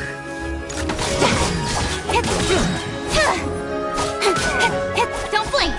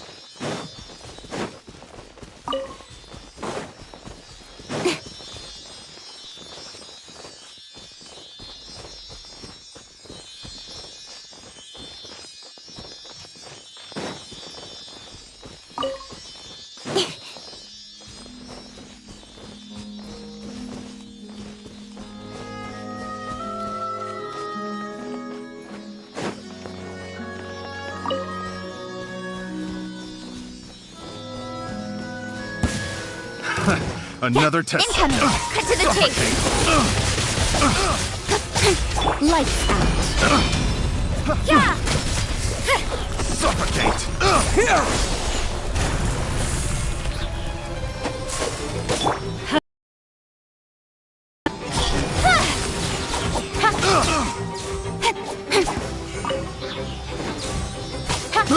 I got careless. Propagate! I got careless. Yeah. Off we go.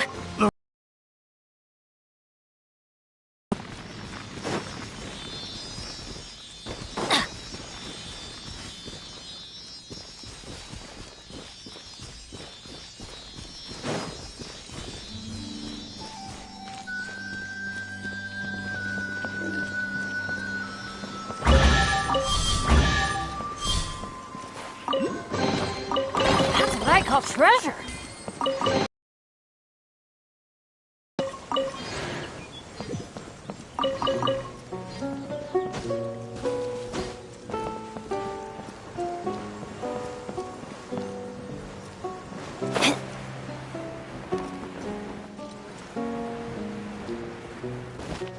Off we go.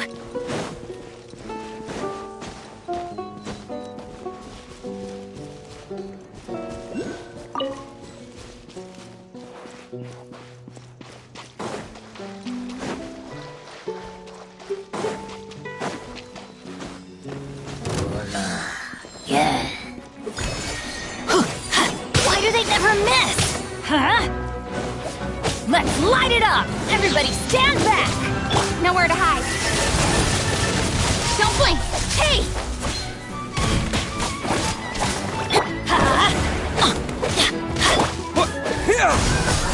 Incoming! Shiver!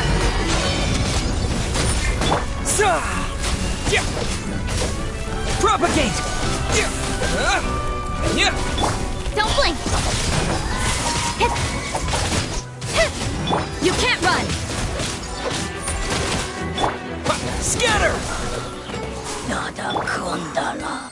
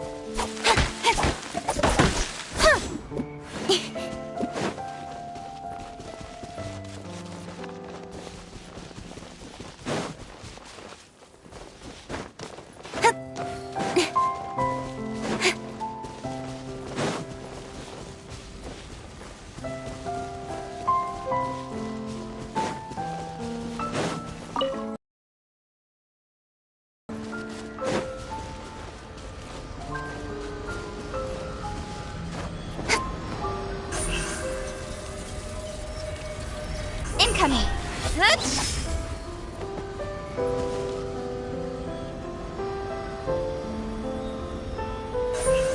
Don't blink!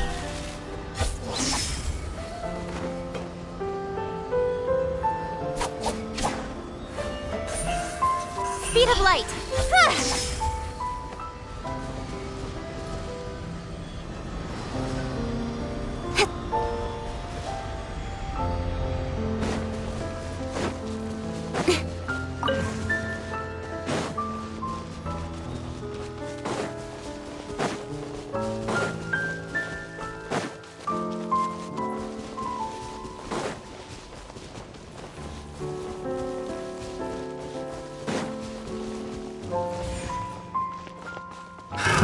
Another test subject.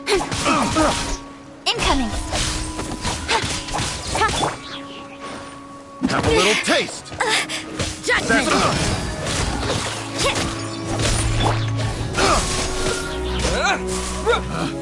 Picked the wrong test subject. That tingle. Propagate!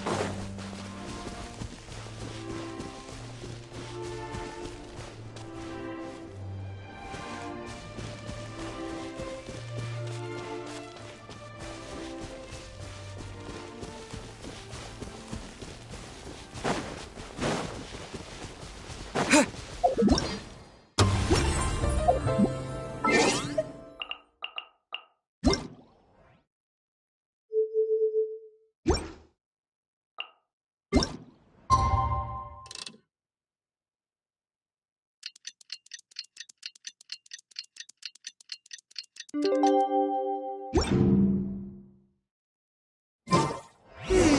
haven't seen Chevra since that night at Baptiste's place. Well, guess there's no point in worrying about it now. Let's go join up with the others.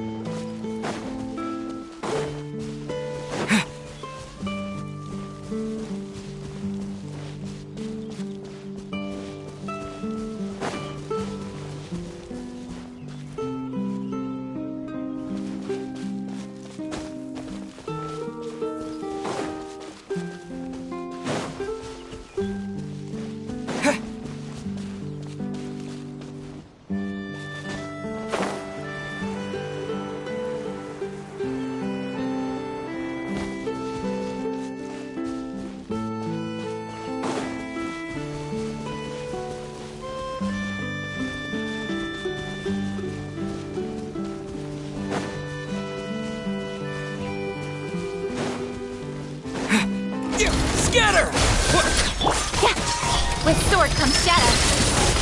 Hey! Germinate! Propagate! Speed of light.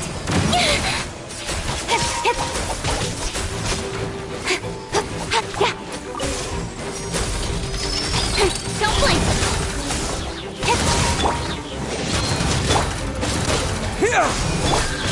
You can't run.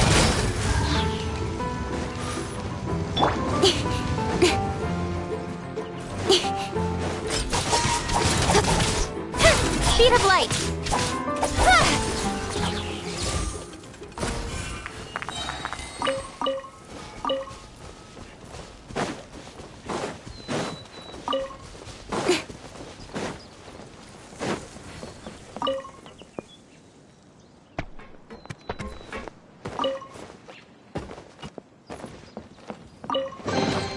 That's everything. On to the next.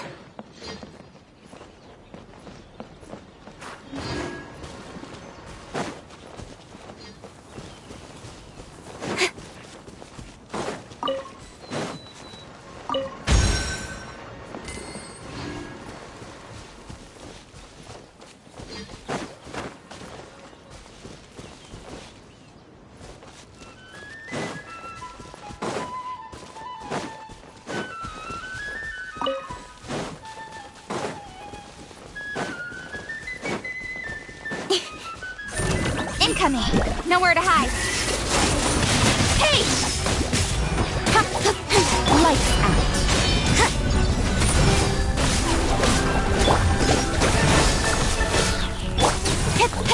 Speed of light!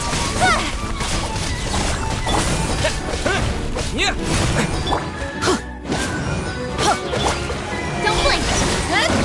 Got lucky that time. Propagate!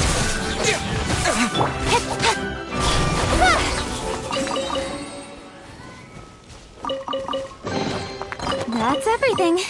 On to the next.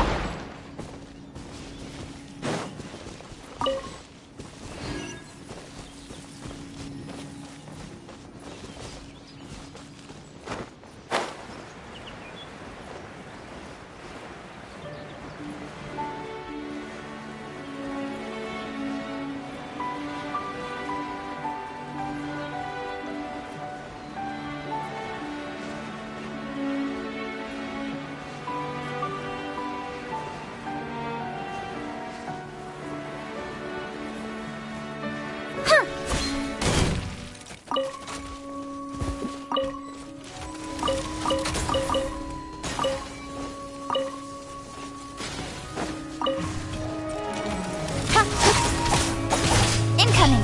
Hey! Scatter!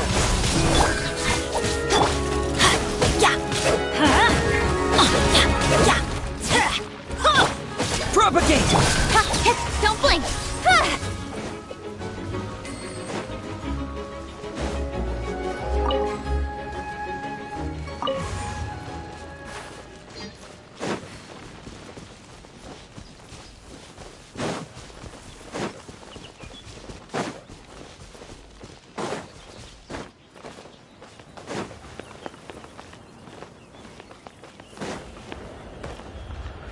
Speed of light! Hey!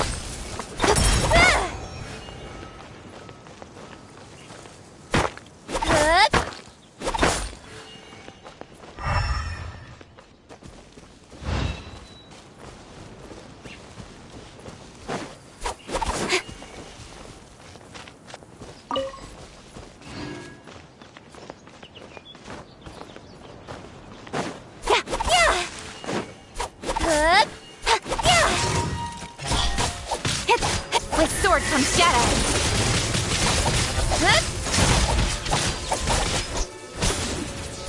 Don't blink.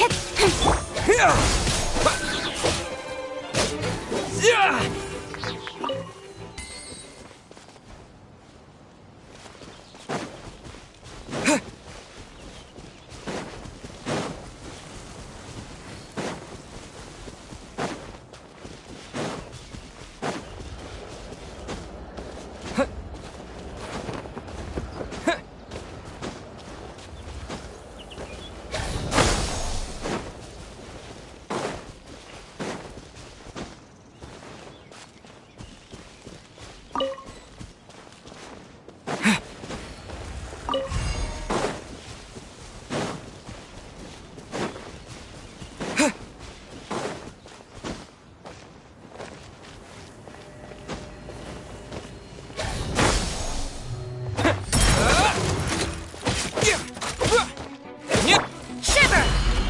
Judgment! Scatter! Speed of light!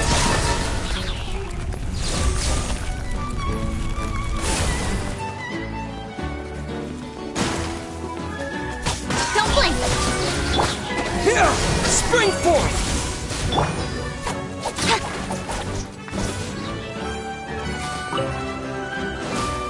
Incoming! Nowhere to hide!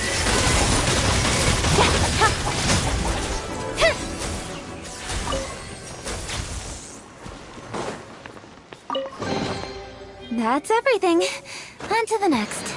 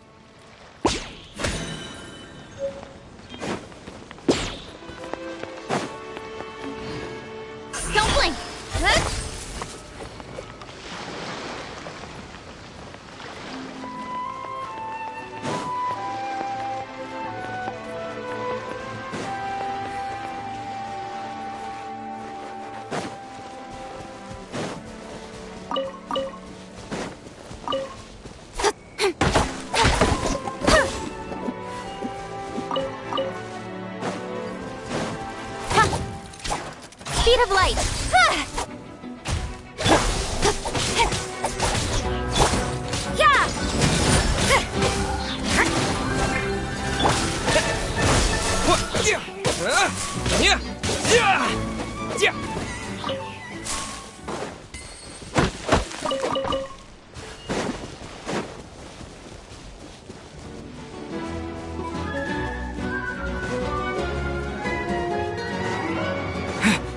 Scatter!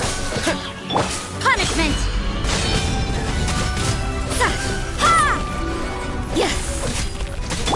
Propagate! Incoming!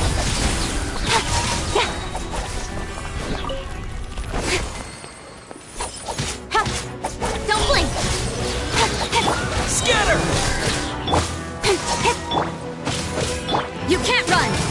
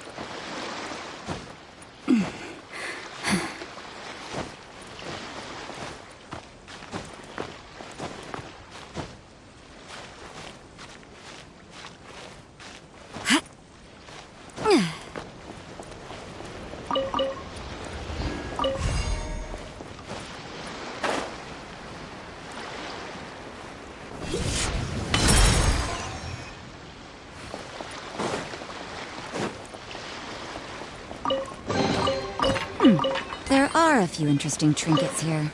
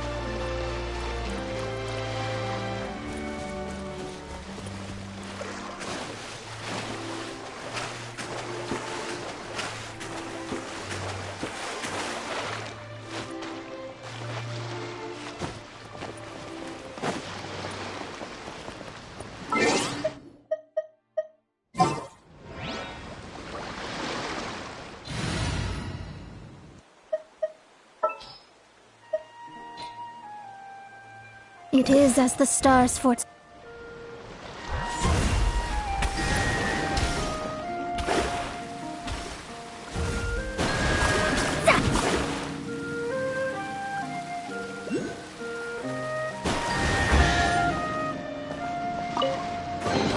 This should cover food and rent for a while.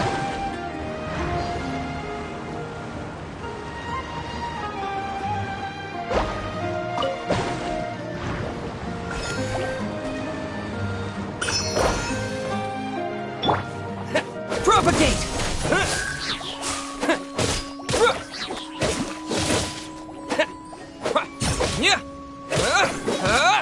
Scatter!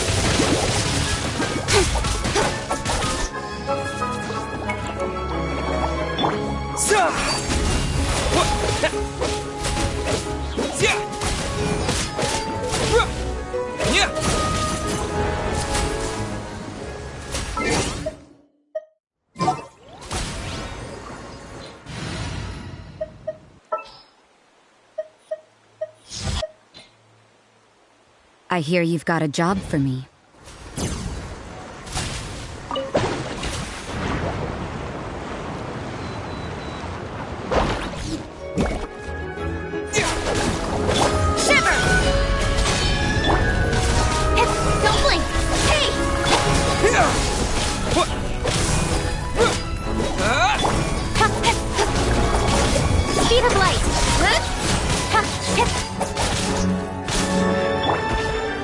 Everybody stand back!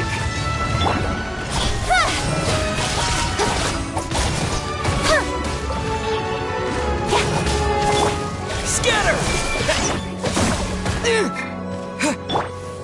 Incoming! Hey! Cut to the chase!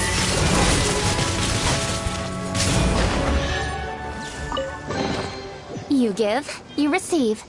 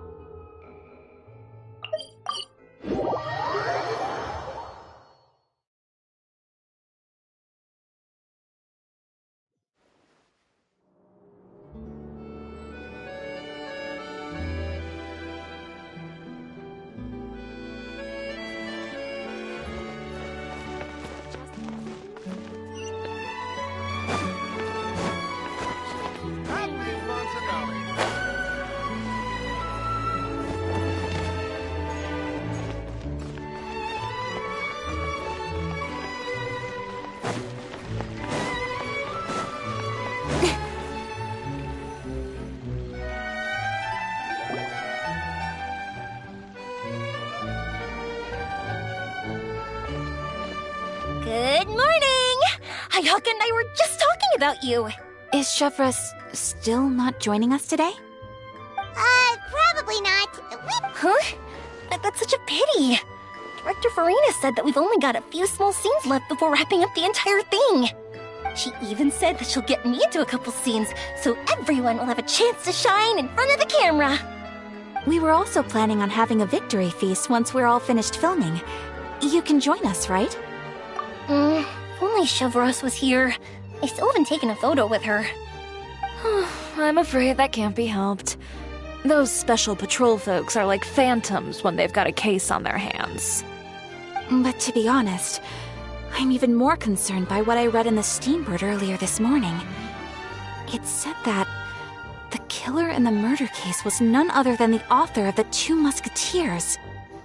Oh yeah, I heard about that too. He came forward and confessed his crimes, but gave no explanation as to why he pulled the trigger. We didn't know about this case at all when we joined the film. Is it going to affect the reception of our work?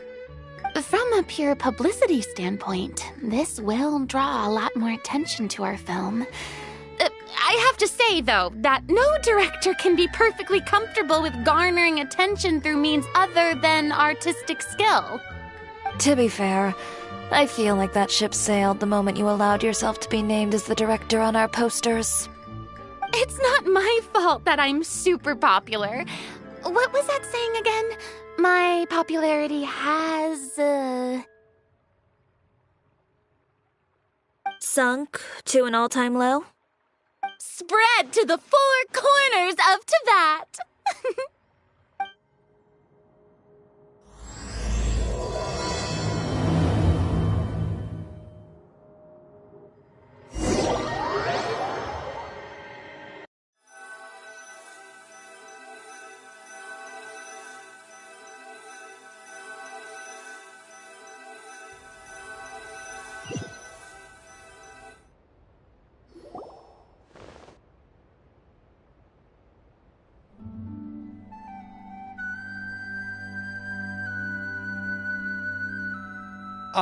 Excuse me, everyone.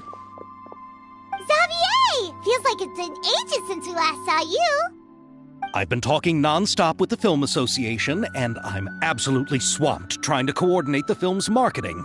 So forgive me for not being around more often, but please believe me when I say that I will make sure everyone's hard work gets the exposure it deserves. Oh, seems like you've been fighting your own battles. Yes, that's one way to put it. Oh, and before we begin the final round of filming, please allow me to finally introduce you to the original investor of our film, Mr. Morris. A pleasure to meet you all. Yes, glad to make your acquaintance, Mr. Morris. We've heard about the issues you've encountered with your financial situation, and genuinely hope that things have taken a turn for the better. Oh, well, the situation has, indeed improved somewhat. Don't worry, Mr. Morris. Accidents and last-minute challenges happen all the time. There's no need to blame yourself over it. The good news is that we're almost done filming now, and I would even say that this is the best story I've ever seen!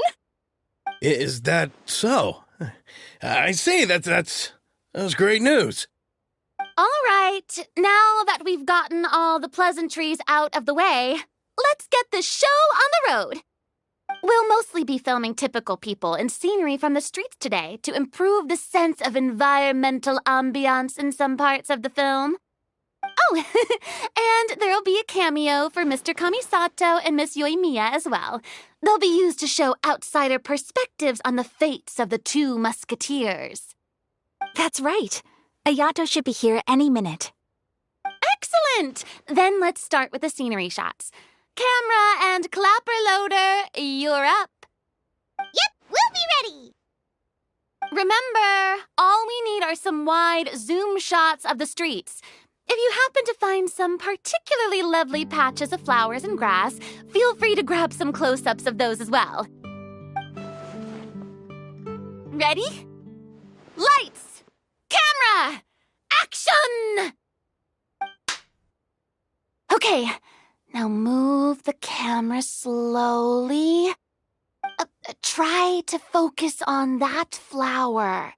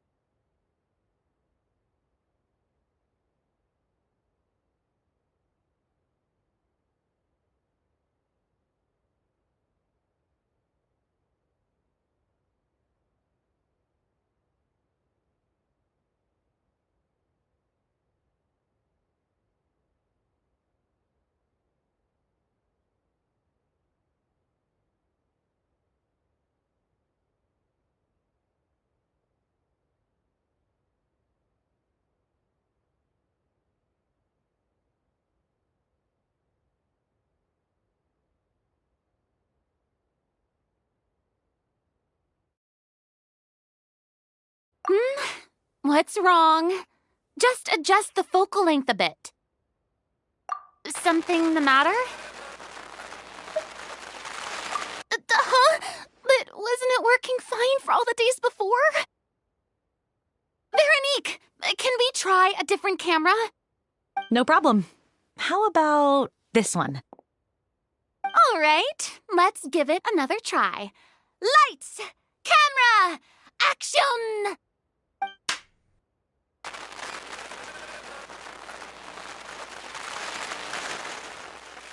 Don't tell me. This one is broken too? Veronique, do we have any other spare ones we can use? I'm afraid we only brought these two today. What? Then go find a workshop to get them repaired right away. Oh, and you too, Bono. Go find our spare camera in the warehouse and bring it back to the set. On it. Greetings, everyone. My apologies for the delay. Is something the matter, Ayaka? It seems like there are some issues with the filming equipment today. We're stuck for the moment. I see. Well, let's not just stand here twiddling our thumbs. Actors, to the makeup booth. We'll start on the next scene as soon as we get a working camera. The people at the workshop told me that the part which holds the lens in place seemed to have fallen off. That's super strange. It was perfectly fine just yesterday. Well, no time to dwell on that now. Let's get back to filming. Ahem! Quiet on set! Places, everyone! Lights! Camera! Action! By the way, have you heard about that recent murder case? Yes, I have.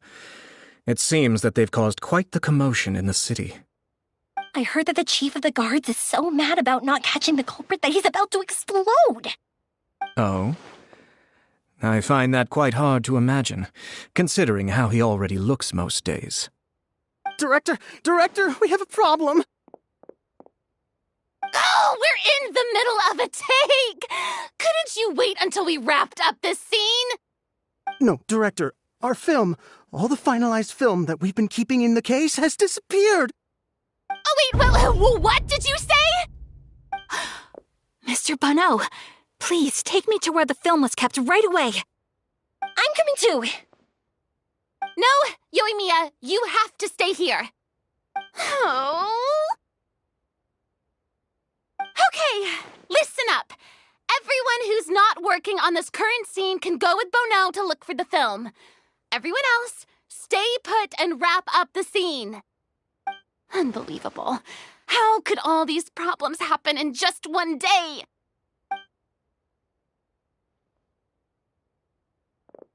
We're back. How did it go? Did you find the film? We found it in the sewers. Huh? In the sewers? Is the film still okay? We discovered it just in time, so we should still be able to salvage it. The others are checking now to see if we lost any specific scenes. Oh, you scared me for a moment there. I nearly thought we had lost everything. I really don't want to experience that feeling of despair again. Okay, but who could have stolen the film and dumped it there? Could it be, some competitors working on other films? But if they wanted to harass us, why wait until the last day? Okay, we don't have time to really look into it right now. Let's strike while the iron is still hot and wrap this thing up once and for all. Yeah, let's finish it.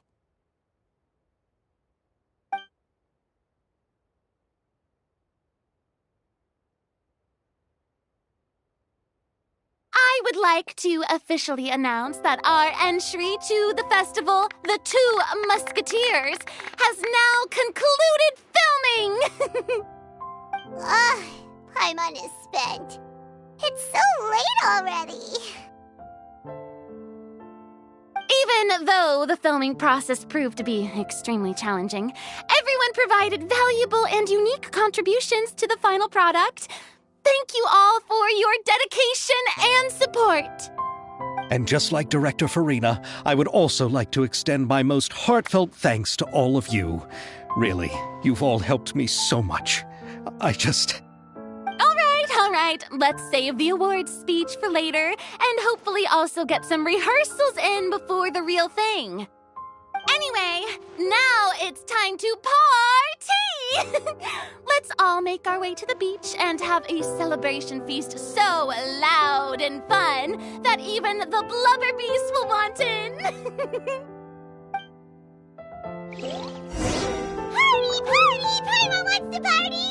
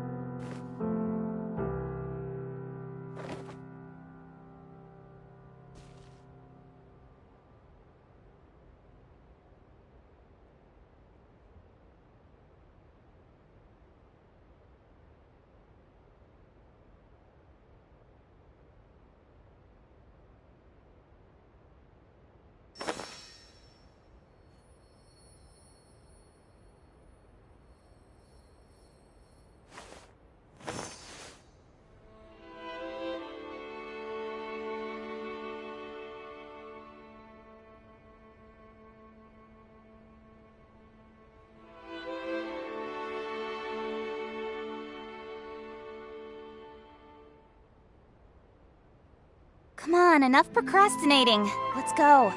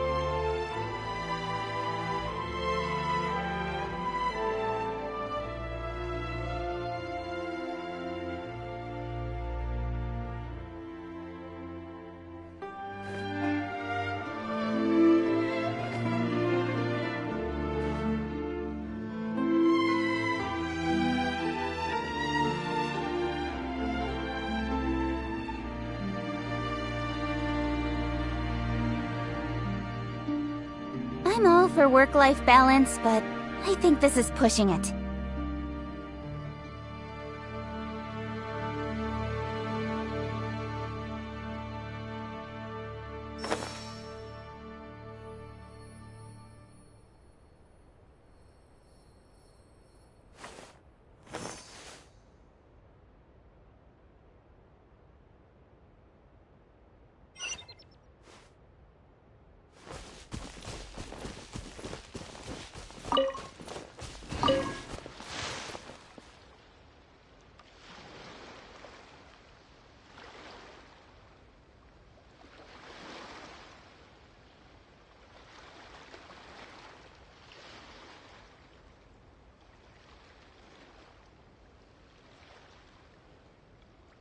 In adventuring, as in business, you always have to seize the opportunity while it's there.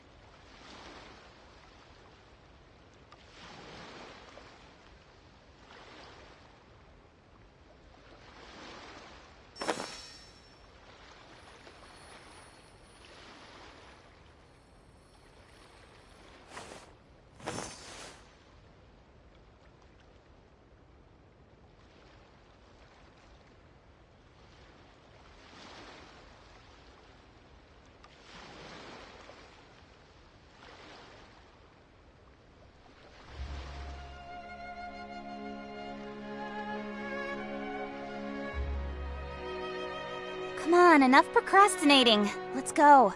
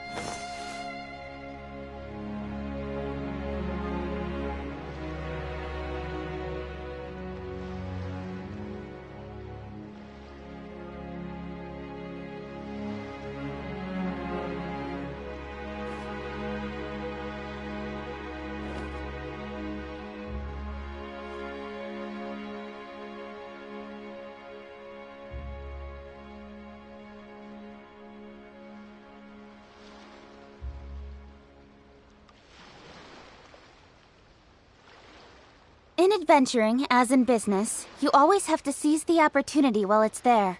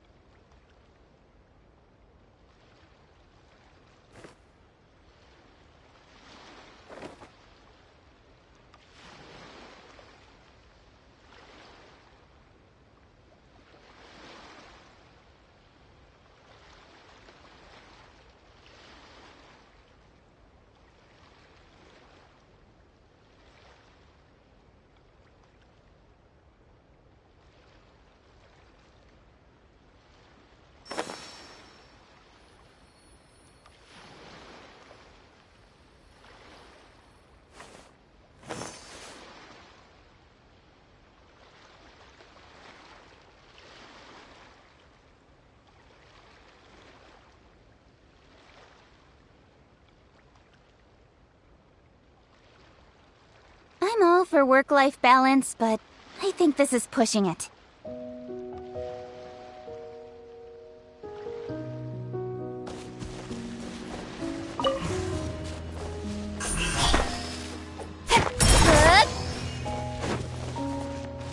Whoa, this place is hopping. Everyone's finally getting to relax after wrapping up the film. Let's go chat with someone.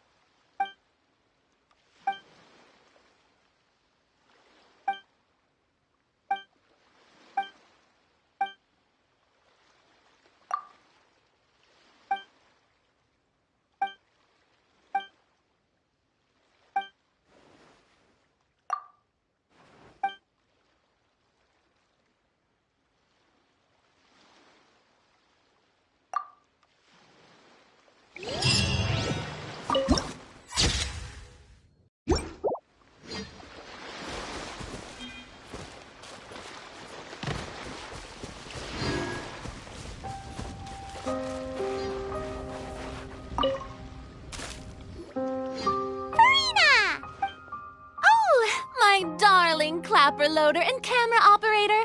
You've Paimon thinks you worked even... Worst of all, Paimon started having dreams of you shouting, "Lights, camera, action!" into Paimon's ears. The actual dream can't even start until you've yelled that.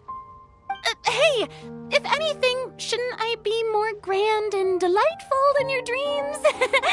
We've been through so much together, and that's how your brain remembers me? That's not Paimon's fault. We've just used the clapperboard too much lately.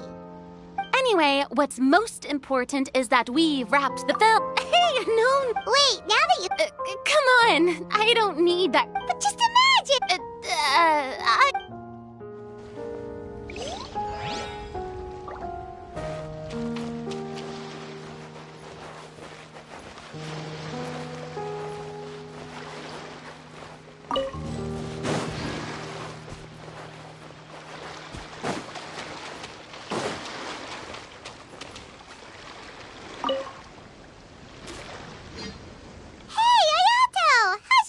going?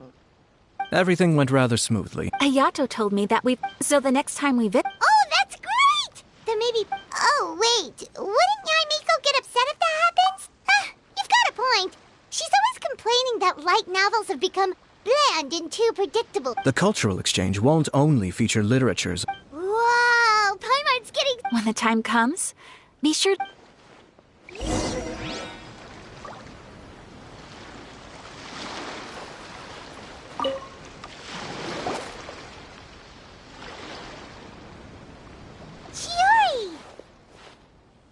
Hey, you two. Are you not really into these kinds of big social occasions? Not particularly. But this is still better than Fontaine Fashion Week. But if this film becomes a big hit, people will definitely come flocking to your shop. Yes, that's highly likely. As long as the film can premiere as planned. Are you still worried about the case? That and all the obstacles we had to face today. You're right. It's as if all our bad luck just manifested at once. But why today of all days? No, it's nothing. We've already delivered the film to the editors, so there should be nothing more to worry about. How are you doing, Mr. Morris? You having a good time? Well, you could say that. Do you happen to know when the party is scheduled to end? Judging by how much fun everyone's having, I'd say probably not until well after midnight.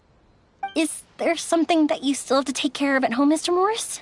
Oh, well, I'm just not a late night person, so I might take off shortly. Oh, no! Silly me. I almost forgot something super important. Oh, what is it? I prepared a whole batch of fireworks for the party, but I forgot to bring... Fireworks, you say? That's, truly a pity. Sorry things didn't go as planned. Could you help me carry them over, Mr. Morris? I won't be able to fetch all of them by myself. Me? Are you sure that you can't find anyone else? I just wanted to make this a surprise for everyone. The warehouse isn't far from here. We'll be there in no time. Pretty please, Mr. Morris. These are some of the best fireworks I've ever made. So I also want you to see them before you leave. They're stunning. I promise that they'll be a once-in-a-lifetime experience that you'll never forget. But... It's okay. Just come with me. If we're sneaky enough, nobody else will see us leaving. All right. The warehouse is right over here. I moved the fireworks there in advance, so it shouldn't be too much work bringing them back. It's still a ways away from the party. Sorry about that, Mr. Morris. It's probably because I'm used to carrying fireworks all the time, so it doesn't feel like a lot of work to me.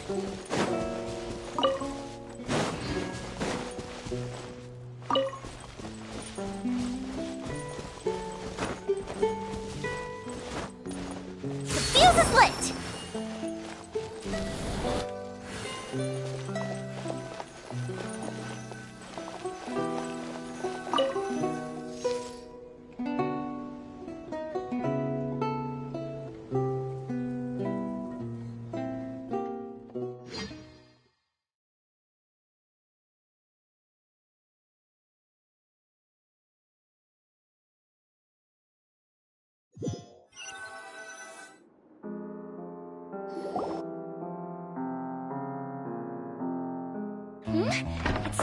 here.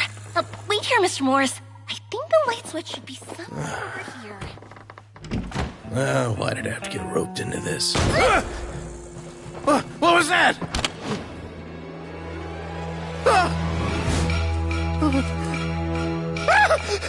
Who's there? Get me out! Get me out of here! Did you really think you'd get away, Morris?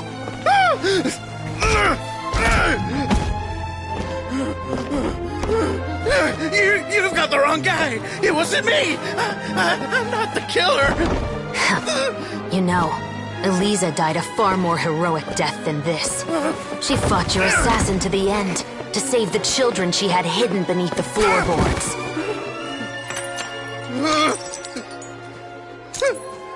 That is Eliza's pendant. The one with a photo of you two inside. The one you gave her. Ring any bells? It's a fake! It has to be! There's no way! No way your assassin didn't destroy it, you mean?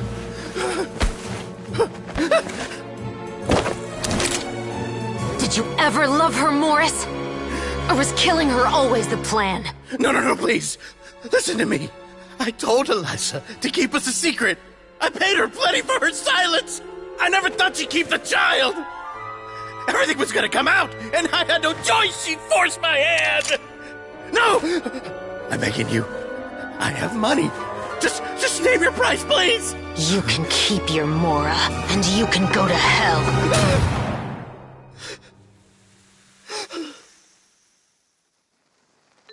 I'm Captain Shovraz of the Special Patrol.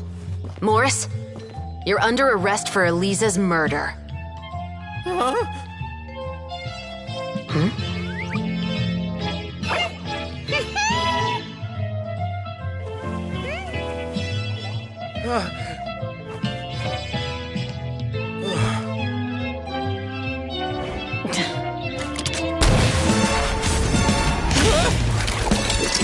You're under arrest too, prop manager Veronique. Or perhaps I should call you the Second Musketeer.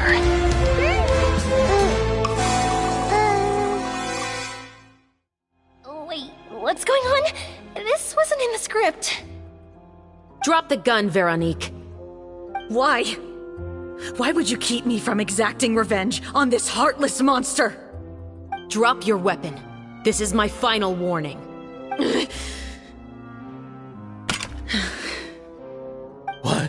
What is going on?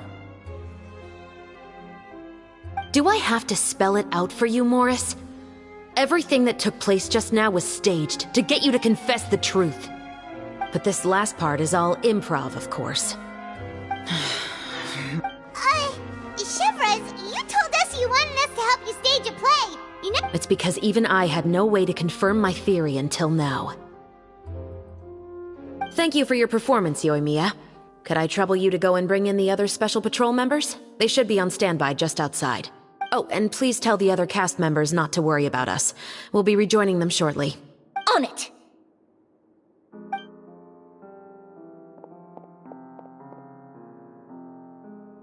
So what do you think, Morris? Care to talk about what happened 20 years ago? My patience is limited, you know.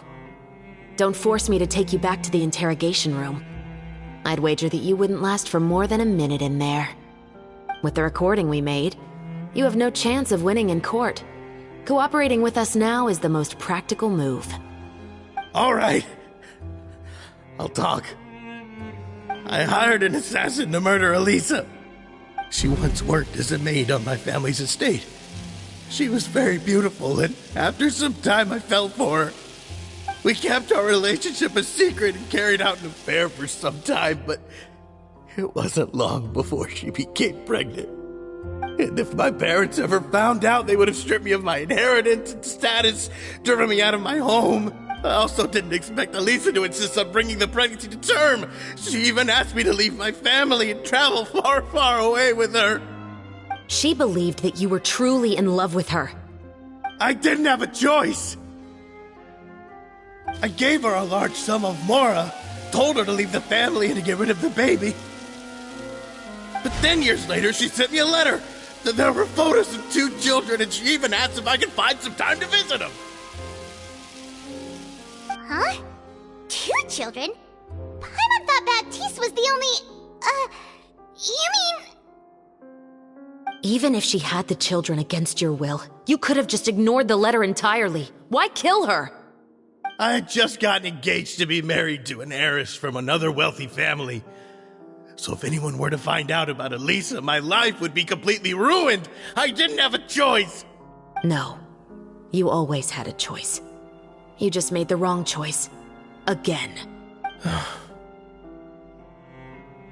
Do you know how it feels to watch your mother be killed right in front of you? My brother and I were hardly even school age yet.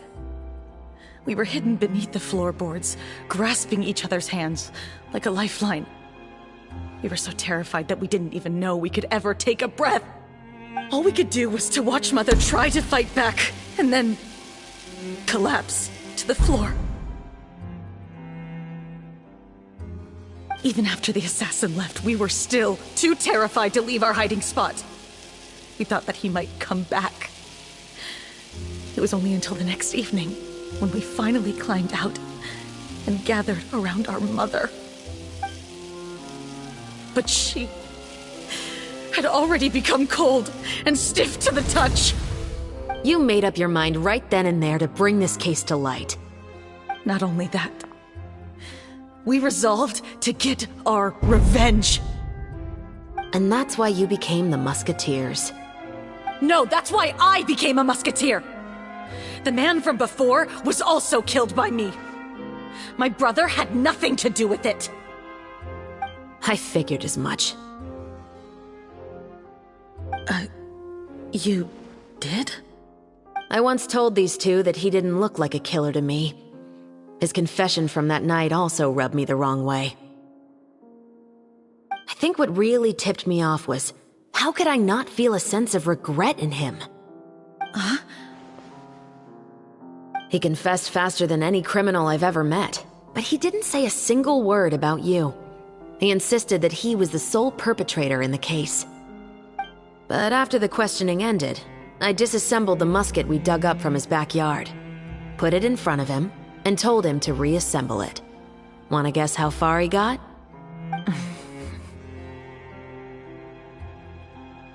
He had no idea where to even start.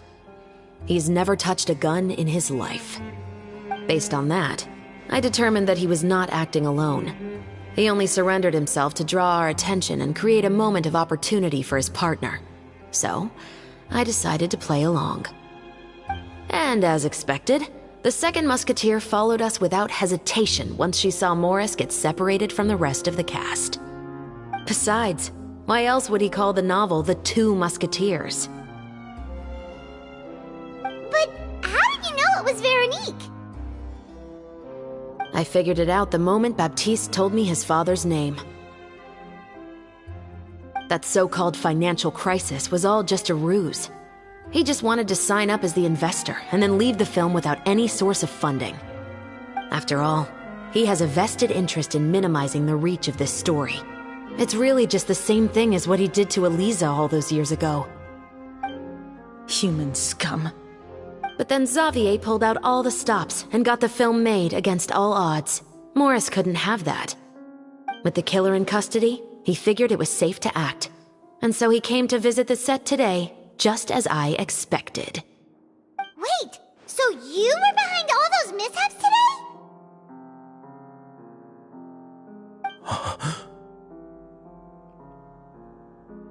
As for the identity of the second Musketeer, I assumed they'd probably stay close to Morris and look, and if they already knew that Morris was the film's investor, then that narrowed the list of potential suspects as well.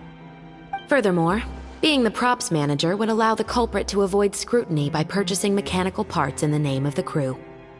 With that hypothesis in mind, I went back to check Baptiste's orphanage adoption records. Guess whose name I saw on the same page, just a few lines from his. My brother. As in, he trusted me to perform the deed on his behalf? He trusted you to stand on the side of justice. I am. I thought you could do it as well. Oh, the look on your face when you told him to go to hell. I really thought you'd put a bullet in his brain. You know what he has done. Are you telling me that you'd rather see him spend the rest of his life living like a king in the fortress of Meripede? I will never be able to forget the feeling of my mother's cold, lifeless hands. And you would call this ending fair? Is this what you call justice? I won't lie, Veronique. I did hesitate when your brother first told me about the truth. I wondered. I agonized over whether I should really put a bullet in his head. So why don't you? Because that should never be how justice is carried out in this world. Perhaps, to you, justice is simply reciprocated. An eye for an eye, and a life for a life. But everyone has their own understanding of justice. If everyone were to pursue their own definition of it, there would be no more order in this world.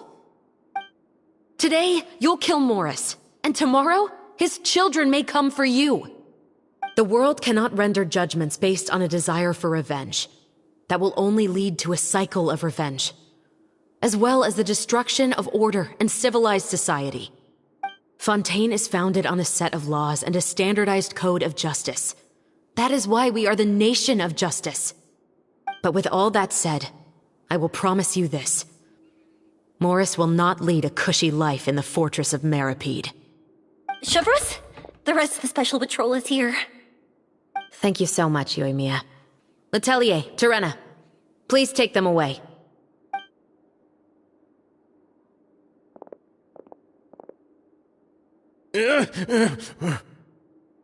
I still can't agree with your reasoning. I know. Justice has not been delivered. At least, not today.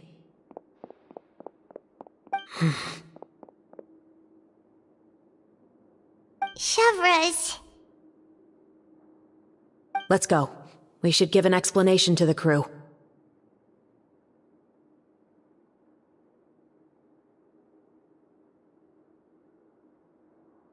Thank you for your concern. I'm fine. I'm just thinking about the things in life that have driven people to take justice into their own hands.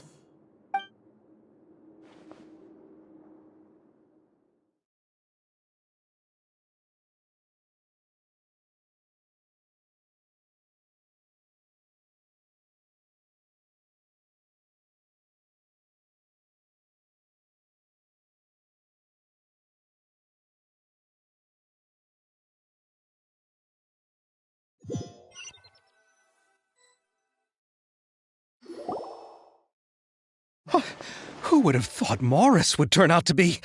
I'm at a loss of words. How could he have done something like this? I'm just glad that you're all safe and sound. Who knew that such a labyrinth of cases would be behind this story? Well, what should we do now?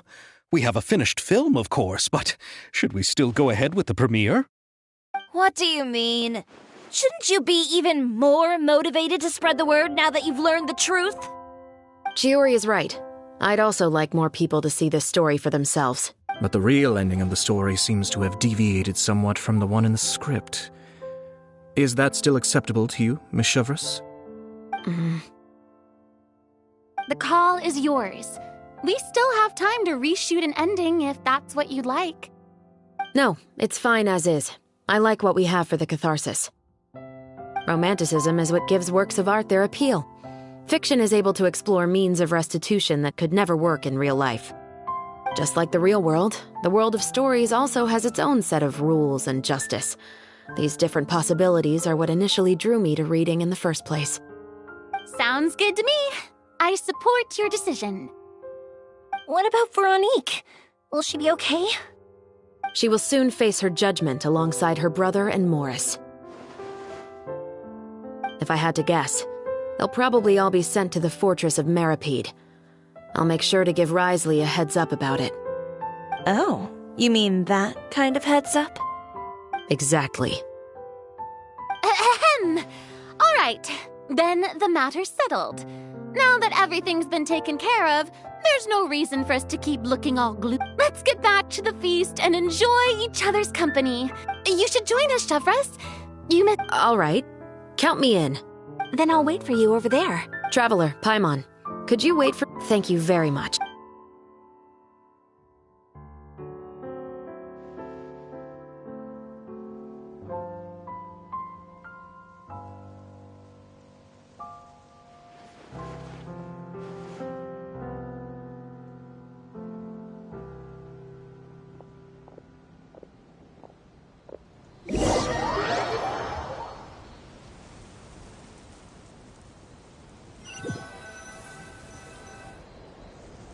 Sorry for the wait. Oh, we weren't waiting long at all. Is there something else you wanted to tell us? No, I don't have anything new. For my investigation partners, I should have another conversation with the two of you. Traveler, how would you have responded to Baptiste's request if you were in my shoes?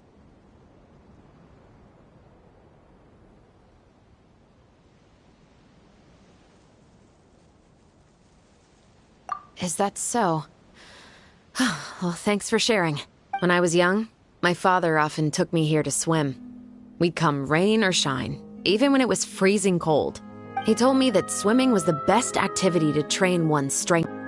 One winter, the chilly wind felt almost like knives on my skin, and the seawater was so frigid that it numbed my toes the moment I stepped in. I cried and begged my father to spare me from having to swim across, but he wouldn't listen.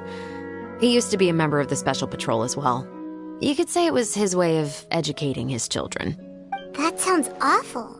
When he saw that I wouldn't stop crying, he just picked me up and tossed me into the icy... One look and I knew he'd already... I used all of my strength to try. I've never felt afraid about anything in my life after that.